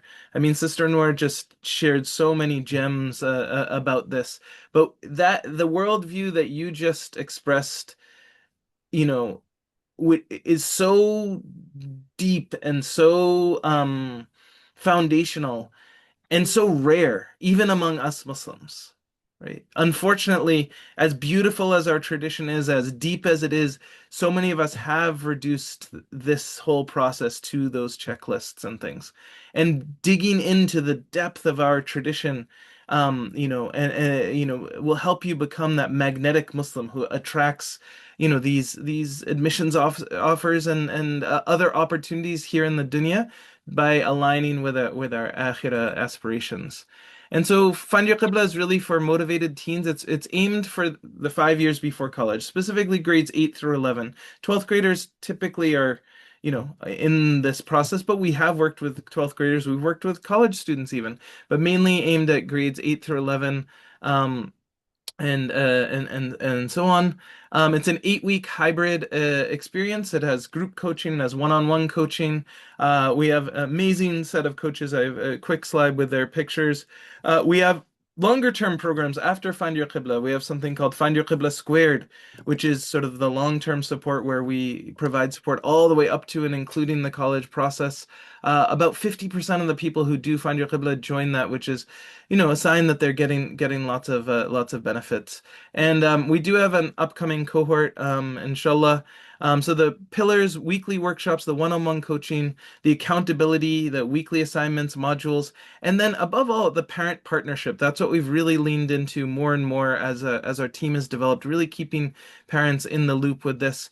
We have an amazing team. These are just sort of the coaching members of our team. We have other people behind the scenes. Our brother Patrick, he's another white American convert from Massachusetts, went to private school and went on to Harvard, about as close to my profile as possible. He's our director of admissions. Sister Morjan Hamidi is, she was a pre-med candidate at UMass Amherst who's transitioned into education. She's absolutely spectacular how much effort she puts into coaching these kids and so on. Sister Asumini Kasule, she went to Carnegie Mellon, did her master's at Stanford. She had a very impressive corporate career at places like Deloitte and Meta and so on. But she also has her own coaching company helping parents. And then Brother Saddam Hamuda, he's our entrepreneurship coach for the kids who really want to scale their projects. He's a multiple time founder himself. Was the Muslim chaplain at Babson and among many other things. So Alhamdulillah, what we've seen with Find Your Qibla, the kids come in scattered, reactive, overwhelmed, unsure, and afterwards they leave with better direction, better habits, stronger faith. They've launched this passion project, and they really have that narrative ready for those 10 to 15 minutes that Michelle was mentioning when we're right in front of the actual admissions officers. And so we have a cohort that's starting on January 11th, inshallah. The process, let me just drop this link in the chat. It's there's a short application just so we learn a little bit more about your family. But we have an interview, and the interview alone is very, very valuable. It's with either Brother Patrick or myself, where we really get to know the child. We spend about an hour really getting to know the student and understanding them better, and so on, and making sure that it's the right fit. And whether people join or don't join, it's an incredibly valuable thing. So we highly encourage you to submit an application, book that interview, and inshallah, this is what allows us to do all this sort of programming. That this is we always talk about sort of a freemium model of everything that we do. The vast majority of what we do, all of our emails, these webinars, everything is all free and completely open to the public. But then we do, to work with us more closely to get that one-on-one mentorship. That's where things like Find Your Qibla come in. So thank you for letting me talk a little bit about that.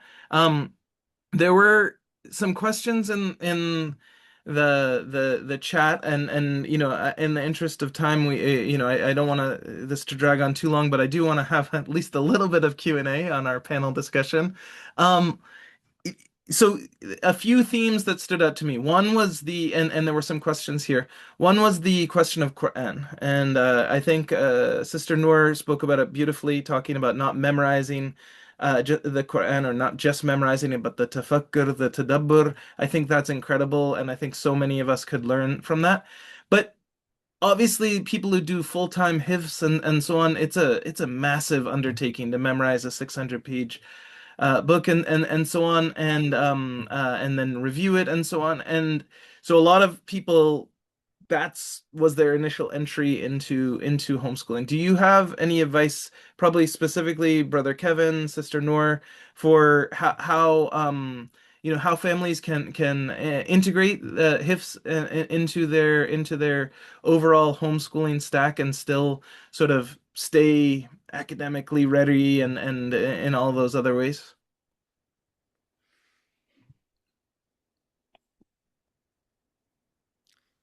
Brother Kevin, you want to go first? Mashallah. I don't feel qualified to speak about his because I'm not a Hafiz. So it's just going to be me, sharing some things that I've seen. One family comes to mind. family friends from DFW. The mother's a member of Our Islamic Homeschool, and serious homeschoolers. They remind me of Sister Noor. Like super serious, like, and they do hibs, and I think what I know about her son that's doing hibs right now is that he has the passion projects. It's not the hibs doesn't take over. It's an essential part of his education, but he's doing things in terms of academics and Islamic studies that inform his hibs journey, and then he's plugged into his passion. And sense of purpose. And purpose isn't this. I'm not saying it randomly. I'm talking about iman and Islamic values. And believing it, like having the aqeedah set up properly for actual like iman and yaqeen, and that's from that's tawfiq from Allah. But if the kid feels very strongly about their Islam, and they're expected to do hibs, they understand that the Quran actually has meanings for our non-Arabic speaking folks who haven't studied it yet in the classical sense. The Quran's not just a bunch of sounds. See, if someone's an ajam, it's just like sounds, unless there's, if they don't learn the language classically and such, and that's not one of their, Islamic studies lessons, then they need to be at least connected to a good translation that makes them think, about it. So I've shared a few things, but this is just me with my education background, like comparative classical liberal arts and whatnot, but yeah, make sure they're having fun too, and maybe they can have a club or something with other pretty serious homeschool kids that are like serious homeschooling kids, but they happen to be doing hibs, and they can just do other things related to Quran with each other, like soccer or this or that, and that's gonna help them not have that sour taste in their mouth about that thing that they're forced to memorize that has meanings, and it's not just a bunch of sounds. So that's my thoughts about that. Barakallah fiik. Jazakallah khair. Sister Noor, any quick thoughts on that? I think the opportunity in homeschooling is that like you have many more years, right? Like if you're really in this for the long haul. So taking that time pressure out can help a lot. But there is, like, I live in Dallas, like there's so many amazing programs and so many options. So sometimes it helps to just plug into a good program and relax expectations when it comes to the other stuff and really stay focused on that. You have to balance it. You have to make space for a lot of tears, frustrations, emotions while they are going through that journey, because it's daunting. It's a difficult task. So I've seen both types of parents, like some parents doing more of like, this is a lifestyle that we live. We are always engaging with the Quran. We are always like memorizing. We're always reviewing. We're always discussing. And that's the kind of format they follow, and more focused on the overall relationship with Allah's book and Allah's, deen. And this is a very good thing to have. And then there are those parents who are like, no, this is important. This is like the database, right? Like if they have the entire Quran memorized, it's going to help with a lot of future learning, great foundation for Arabic advanced learning and all of that. And they just focus on those few years of, doing it through a program. And that's also a good approach. Like, so, you do it based on your child and how well your family can cater to the needs of your student and, the balance and what's available. But I think the overall thing to remember, in my opinion, is that never let anything become like never let anything become like a very outcome specific thing become so big in your mind that you're hurting the child's relationship with Allah's book. This is a book of guidance at the end of the day. You want them to go back to Allah's book. You want this to be their refuge. So you never want to mess up their relationship with Allah's book. And it doesn't get messed up by like the daily struggles or frustrations, as long as you're making room for their frustrations or, the stressors that come with it, and you're softening it and you're supporting them, and not just, like this is it and this is like end all be all. I think inshallah, it can weather through that, that the struggles. But I think it's important for us as parents to keep our eyes on the whole picture at all times. Inshallah. MashaAllah. Yeah. Beautiful, yeah, I love that. Yeah, we're gonna have to like clip some of these little moments that you have. Mashallah, Sister Noor just drops these bars, like mashallah. Um, Dr. Michelle, I think you have by far the most experience when it comes to actually, the actual college journey, and I know you mentioned documentation earlier. Is there like if, now that you've seen more about the community and so on, what are some of sort of your advice to all these Muslim homeschoolers here about, how they can uh, you know, this is ultimately about college admissions. I mean, that's sort of the focus here. Like, what are some, you know, high level things that they can be doing to increase their chances of, doing well, unlocking scholarships, all that sort of stuff from your perspective. First, I have to say, both of your presentations, I loved what you said, Brother Kevin and Sister Nora. I mean, just our children learned from the moment they were born, right? We looked at them as whole human beings, and that we could help them learn was natural. Helping them learn to walk, helping them learn to talk. We spoke to them. We walked in front of them. We led, right?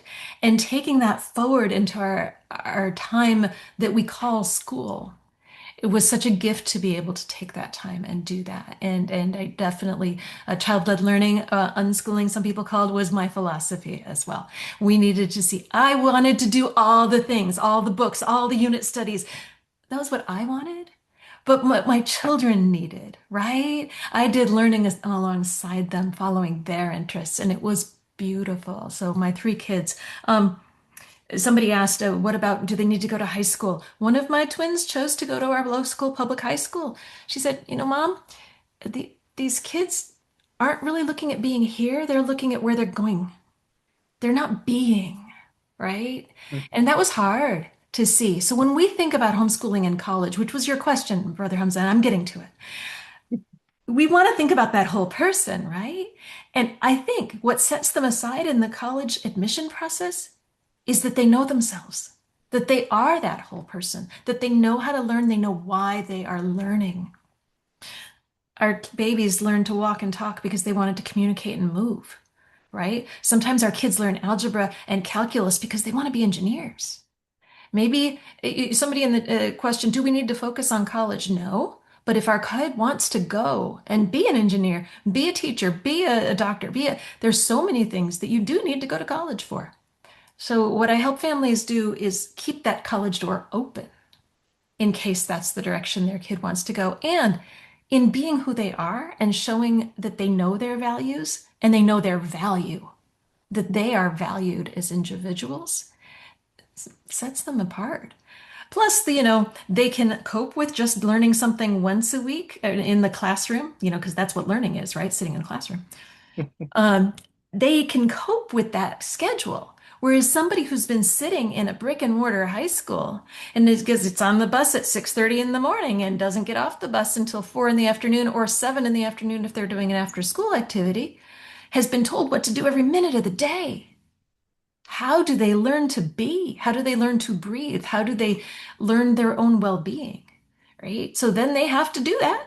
And I'm not saying kids in school don't do that, right? But it has to be done differently. Whereas we can build it right in to our daily life for our kids. And then when they get to college, they already know how to do something that's twice a week, but not just play games the rest of the time between. But, oh, yeah, I've got a project due in 3 weeks. I know how to do that. I've done that. Right? Mm. Does that answer your question? Yeah, no, I definitely. I think. Yeah, I mean, it's similar to what I was saying about the success of homeschoolers within Find Your Qibla. That just sort of very good at independent learning, and they tend to go a little bit deeper with things. I've seen great critical thinking skills and so on. I think the other question in the in the worries, both one of the big words and it came up a lot of ways, and I know even you and I had a discussion about it earlier, was this whole question about socialization, and I know this is probably a third rail type topic within this homeschool world. And I'd love to hear any of you, because I'm sure it's something it seems to be what those in-laws are usually pointing at when they're telling giving their concerns. How have you addressed that? Is there validity to these concerns? That sort of thing. So I'll leave it open to the floor. I'll start and try to do real brief because I think my kids are the oldest of all of ours, right? And I did have twins, and one did go to that public high school. Okay, when you say socialization, when the world says socialization, I'm not throwing this on you, okay? Do they mean how to line up at a drinking fountain? You can learn that at the zoo. Do they mean learning how to sit in a chair for 6 hours a day and get up and get the right pencil out when they need to and get up and line up at the door quietly? Does it take 8 years to learn that? 12 years to learn that? I don't think so. Does it take that time to learn that there is one boss and 20, 30 kids who all need to learn the exact same thing that only the boss knows? We're back to that Industrial Revolution. Sister Nora, preach. I mean, that is the truth. That is when our schools were built, and they were built for a certain group of people, especially higher education. Hmm. And it's not most of us here. Let's be real, right? It's changed some, but you know, you don't need that kind of socialization. My kids learned with all kinds of people. When we were getting ready to move cross country, when we leaving the co-op that we had founded, one of my girls who was 5 said, "I'm bringing my photo album to show my friends." I said, "Oh, great." We went to our homeschool co-op and she showed another mom. She had people of all ages that she connected to. That's the socialization I wanted. Hmm. Beautiful. Love it. And you got tons of hearts, reactions, crying emojis, or like laughing, crying. Um, yeah. How about Sister Nora, Brother Kevin? Thoughts on this? Is there anything to add? I mean, that was just such a perfect sum total of our experience as well. Like, we don't just live with like, I don't spend my time with other 42-year-olds, Like, that's not my world, not in my professional space or anything beyond the K to 12 or beyond college system. We don't have that. We are not segregated by ages. We have to know how to get along with everyone, and we are not pitted against each other either. It's a more collaborative, cooperative world beyond those years.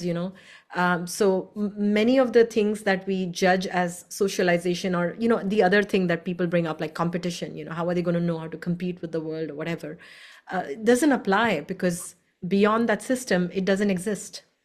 So, we might as well, bring them up in the natural context of life, where they have to interact with all sorts of different ages and people and interests. And that's more interesting anyways, and it's more enriching, rather than, just get grouped by age, where there's a lot of attacking energy. And, developmentally speaking, there are lots of problems with that kind of segregation, which I'm not going to get into, but it's true.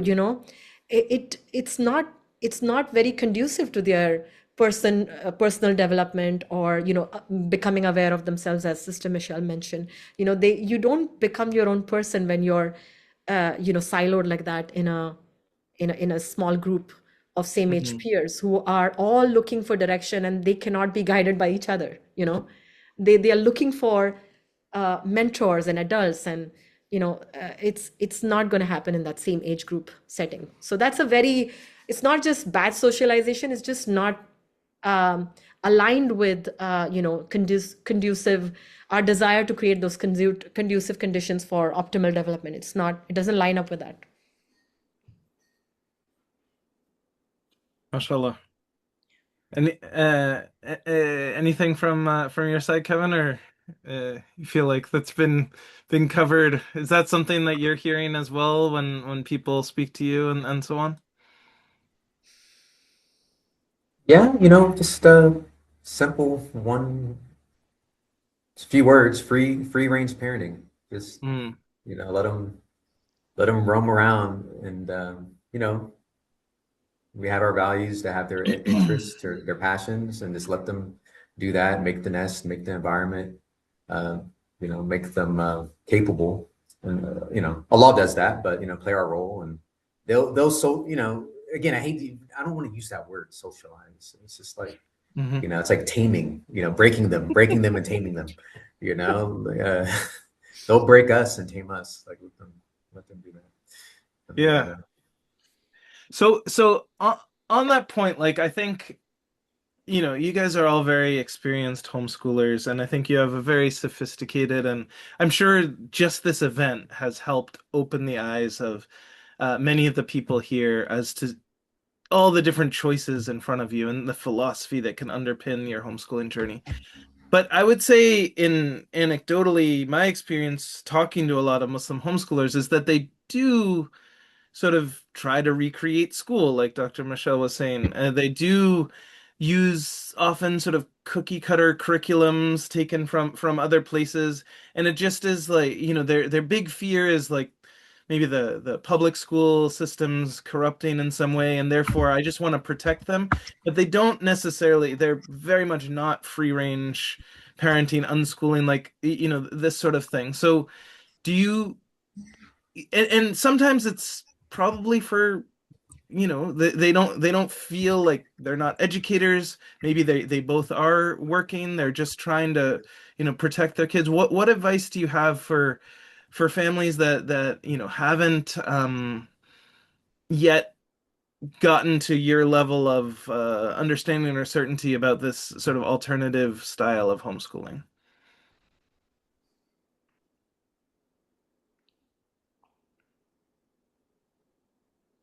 Who are you asking? I'm just asking the panel, but yeah, Sister Noor. Okay, you popped up first. Okay. I would say, I think it's important to, and I see this in the homeschooling community, and I'm going to make this a little more nuanced and challenging, perhaps. I don't know if it's a good idea, but I think the homeschool community, like many of us, are motivated by this idea that we are going to preserve our child's fitrah, right? Because there is a lot of like untimely exposure to some things, or prioritization of other values getting instilled in our kids before we have had a chance to kind of like create that positive and really like a wholesome childhood.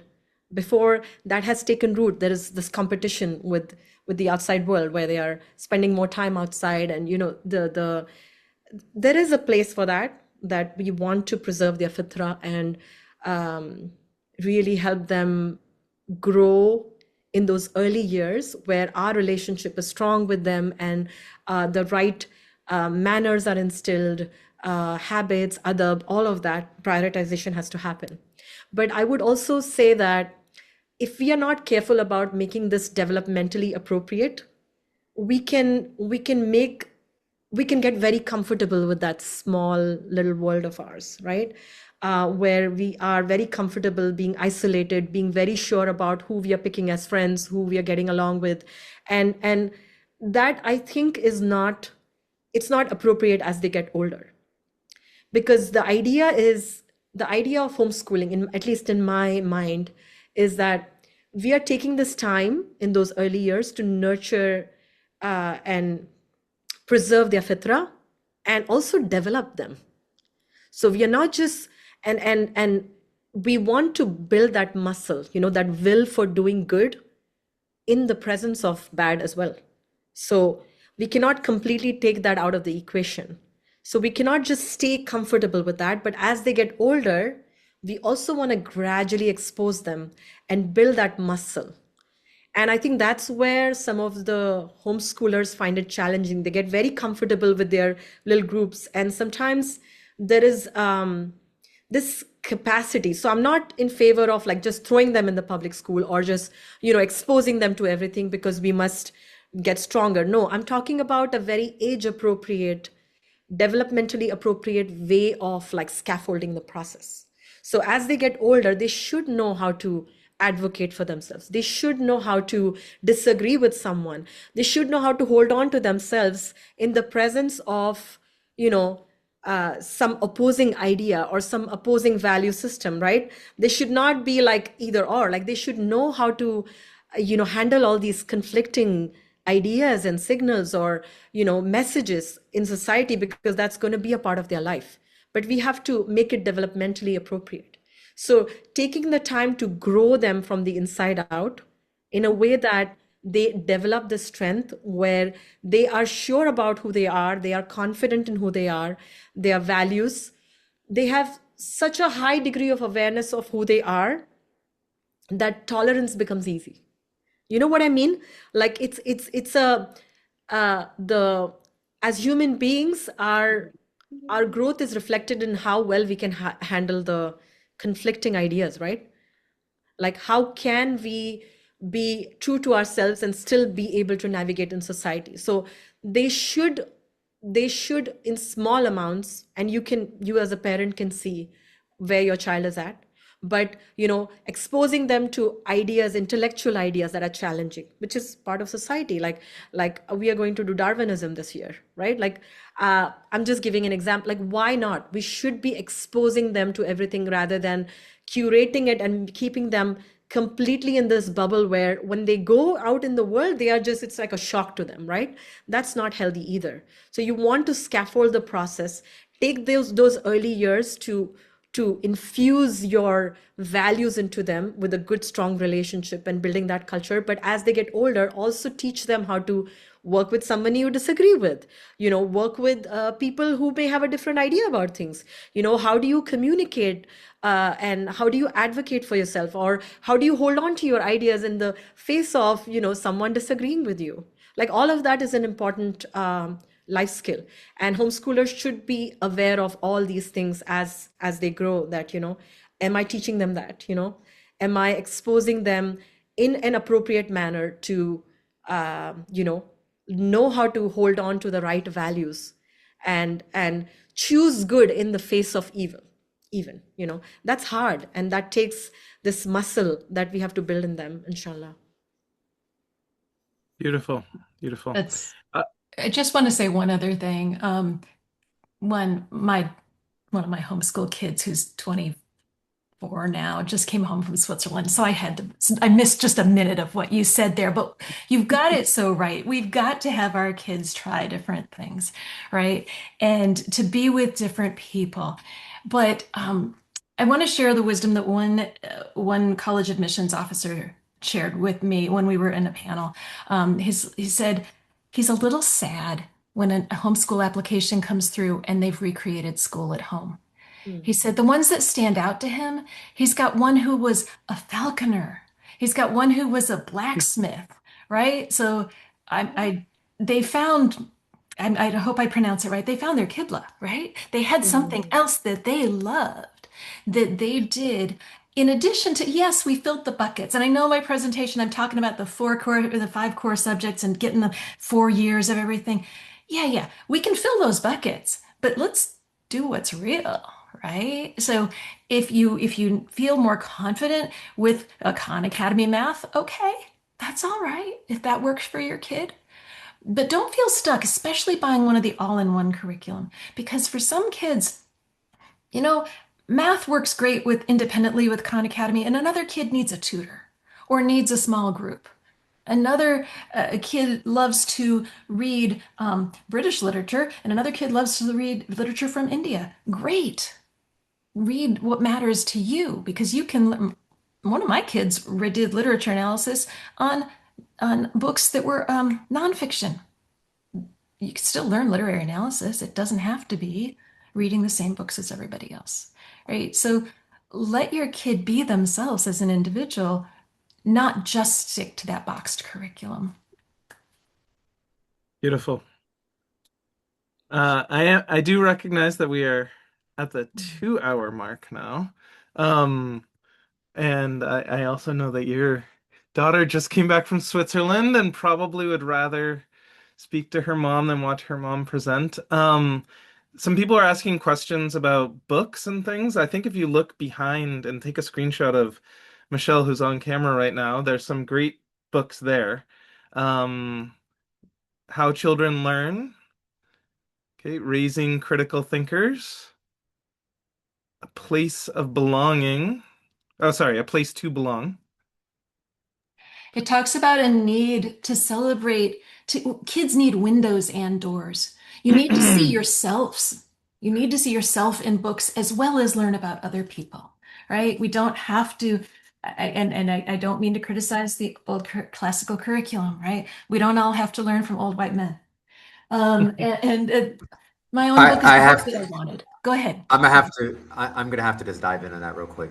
When I say classical education, I'm talking about Du Bois, and I'm talking about classical Islamic madrasas in which they studied logic and rhetoric and all Thank these you. kinds of things. Okay. So I have to just throw that out there. Okay, and not No, I love it. classical arts. You know, for my own kids, we had to do American history, right? But when I look at what we did one semester US history revolutions, because you got to learn the Revolutionary War and the all that, right? We also did US history civil rights. We also did US history women's history from 1950 on, right? So you don't have to stick to that US history. Okay, we're going to go through the Civil War, and then there was a revolution, and then there was World War I and II, and now we got the end of the year, right? You don't have to do that. You can go into something meaningful to you. And oh my word, was my mind blown as I learned to sit beside my kids because I had had that school education. And okay, I'll be real with you guys. Dr. King, wonderful. Malcolm X, oh my. I had that old CIA, that's what they taught. That's what they taught us. That's what they taught. And learning about what was actually happening, that was awesome. Until I saw the nasty parts of people being the civil rights, the side we don't want to talk about because we want to hide it because we don't want to tell our kids that there was awful stuff in the world. Yeah, there's still awful stuff in the world. And if we don't learn from history, we're going to repeat it. So I'll get off a soapbox that you guys are probably all very familiar with anyway. And my daughter is studying for her PhD in Switzerland. And this is the kid that a doctor told me, you got to put her in school because she is anxious and she is never going to be away from you. She's going to be tied to your apron strings for life if you don't put her in school. And you pay taxes for those good schools. She homeschooled all the way through until she went to college. And now she is in a PhD program too far away from me, but I love it. She is happy. And I am happy. Those wings bring her home. Beautiful. Okay, well, this was amazing. I could certainly stay for much longer, but I want to be respectful of people's time and everything. I put the contact info for some of you guys here. I think Sister Noor, some people were asking for they want more information. I don't know if you've seen some of the questions. Sister Noor, they're asking for advice about co-ops and all sorts of things. If there are ways for people to reach out to you directly, I don't know what you prefer, but I have a community that I run online. I can send the link and maybe I'll create like a coupon code for people to enroll. I actually have a cohort starting this weekend. So if anybody wants to join, like we are starting a new cohort, we are going to do this 12-week intensive. It's an amazing place to be, and inshallah, I'll maybe create like a coupon code and send it so Brother Hamzah can share it with the community. If anybody wants to join, that would be a pleasure. I'm also on Instagram, and I do a lot of stuff locally here in Dallas. I run a co-op, and there are things that I do. Like I used to run a homeschool support meeting from my house. That's how this whole thing started. Like every month there was a meeting. I discontinued it, but I might resume it again. So, inshallah. If you're that's local to great. Dallas, yeah, please come And join us. And I know we got brother Kevin's Our Islamic Homeschool, and he's given some. And Dr. Michelle obviously has her own practice as well. So if people are thinking about that documentation, certainly if I work with homeschool parents, she is who I would push people towards for that aspect of the process. And I know she also helps. Well, you could explain what else do you do beyond college? Sure. I have a one-off strategy session. If somebody just wants to come for an hour and say, hey, they want to pick my brain, they want to ask me anything they want to ask me, you can sign up just for an hour and do that. You can book it right on my site. If you're interested in longer term, there's also a discovery call option where we can talk for 20 minutes about your situation and how I could help. So I have families who've had to withdraw. Since the pandemic, people think they know what homeschooling is who've never talked about homeschooling before. Because, we all homeschooled in spring of 2020, but nobody homeschooled in spring of 2021. We were all panic schooling, even if we were homeschooling, right? It was a bit of a mess in 2020. Anyway, so people who come to homeschooling who have no clue about what they can do, people who have been long-term homeschoolers who are like, uh-oh, now it's high school time. What do I do? Come and talk to me. I'm happy to do that. Talk to a group, talk to, one-on-one. And yeah, I do have the longer term, you know, coaching, personalized educational coaching to help parents throughout the year if that's what they're looking for. But partnering with you to do helping with homeschool documentation while you're working with a student, I'm thrilled to do that. Absolutely happy to help put together professional documentation for parents. And last, Brother Kevin, anything from your side, like if people want to stay connected to you? Yeah, absolutely. OurIslamicHomeschool.org. You can submit a membership application, alhamdulillah, through OurIslamicHomeschool.org. And you can also book time as well on there's a scheduler right there, community conversation scheduler, so you can book time there. And I would very much love to have Dr. Michelle in the group. Just it's a closed community, but people talk and chat. I just opened up a thread on college pathways, and it would be really cool for you just to share things when you're inspired. Share things, Sister Noor. When you're inspired, join and just share things. It goes a long way. Would love It's to. a pleasure to meet you all. Thank you. Yes, it was lovely Yeah. to speak with you all, and I'd love to. I too would love to talk more. Except it's almost 10 o'clock. I feel like I need to go have more children or something so I can re-homeschool again. Because like you guys are so inspiring, and I love the way that you talk about it. It's I just wish there were more non-homeschoolers here to listen to all this stuff. Right. And we need to get the Yeah. word out. Obviously there's different choices, different strokes, different folks, whatever.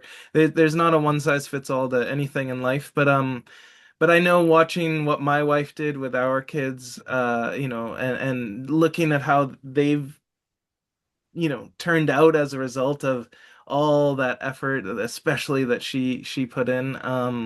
It's truly amazing. And yeah, so thank you so much, everyone, and thank you for all staying. We all still have close to 100 people here 2 hours in, so we really appreciate the support.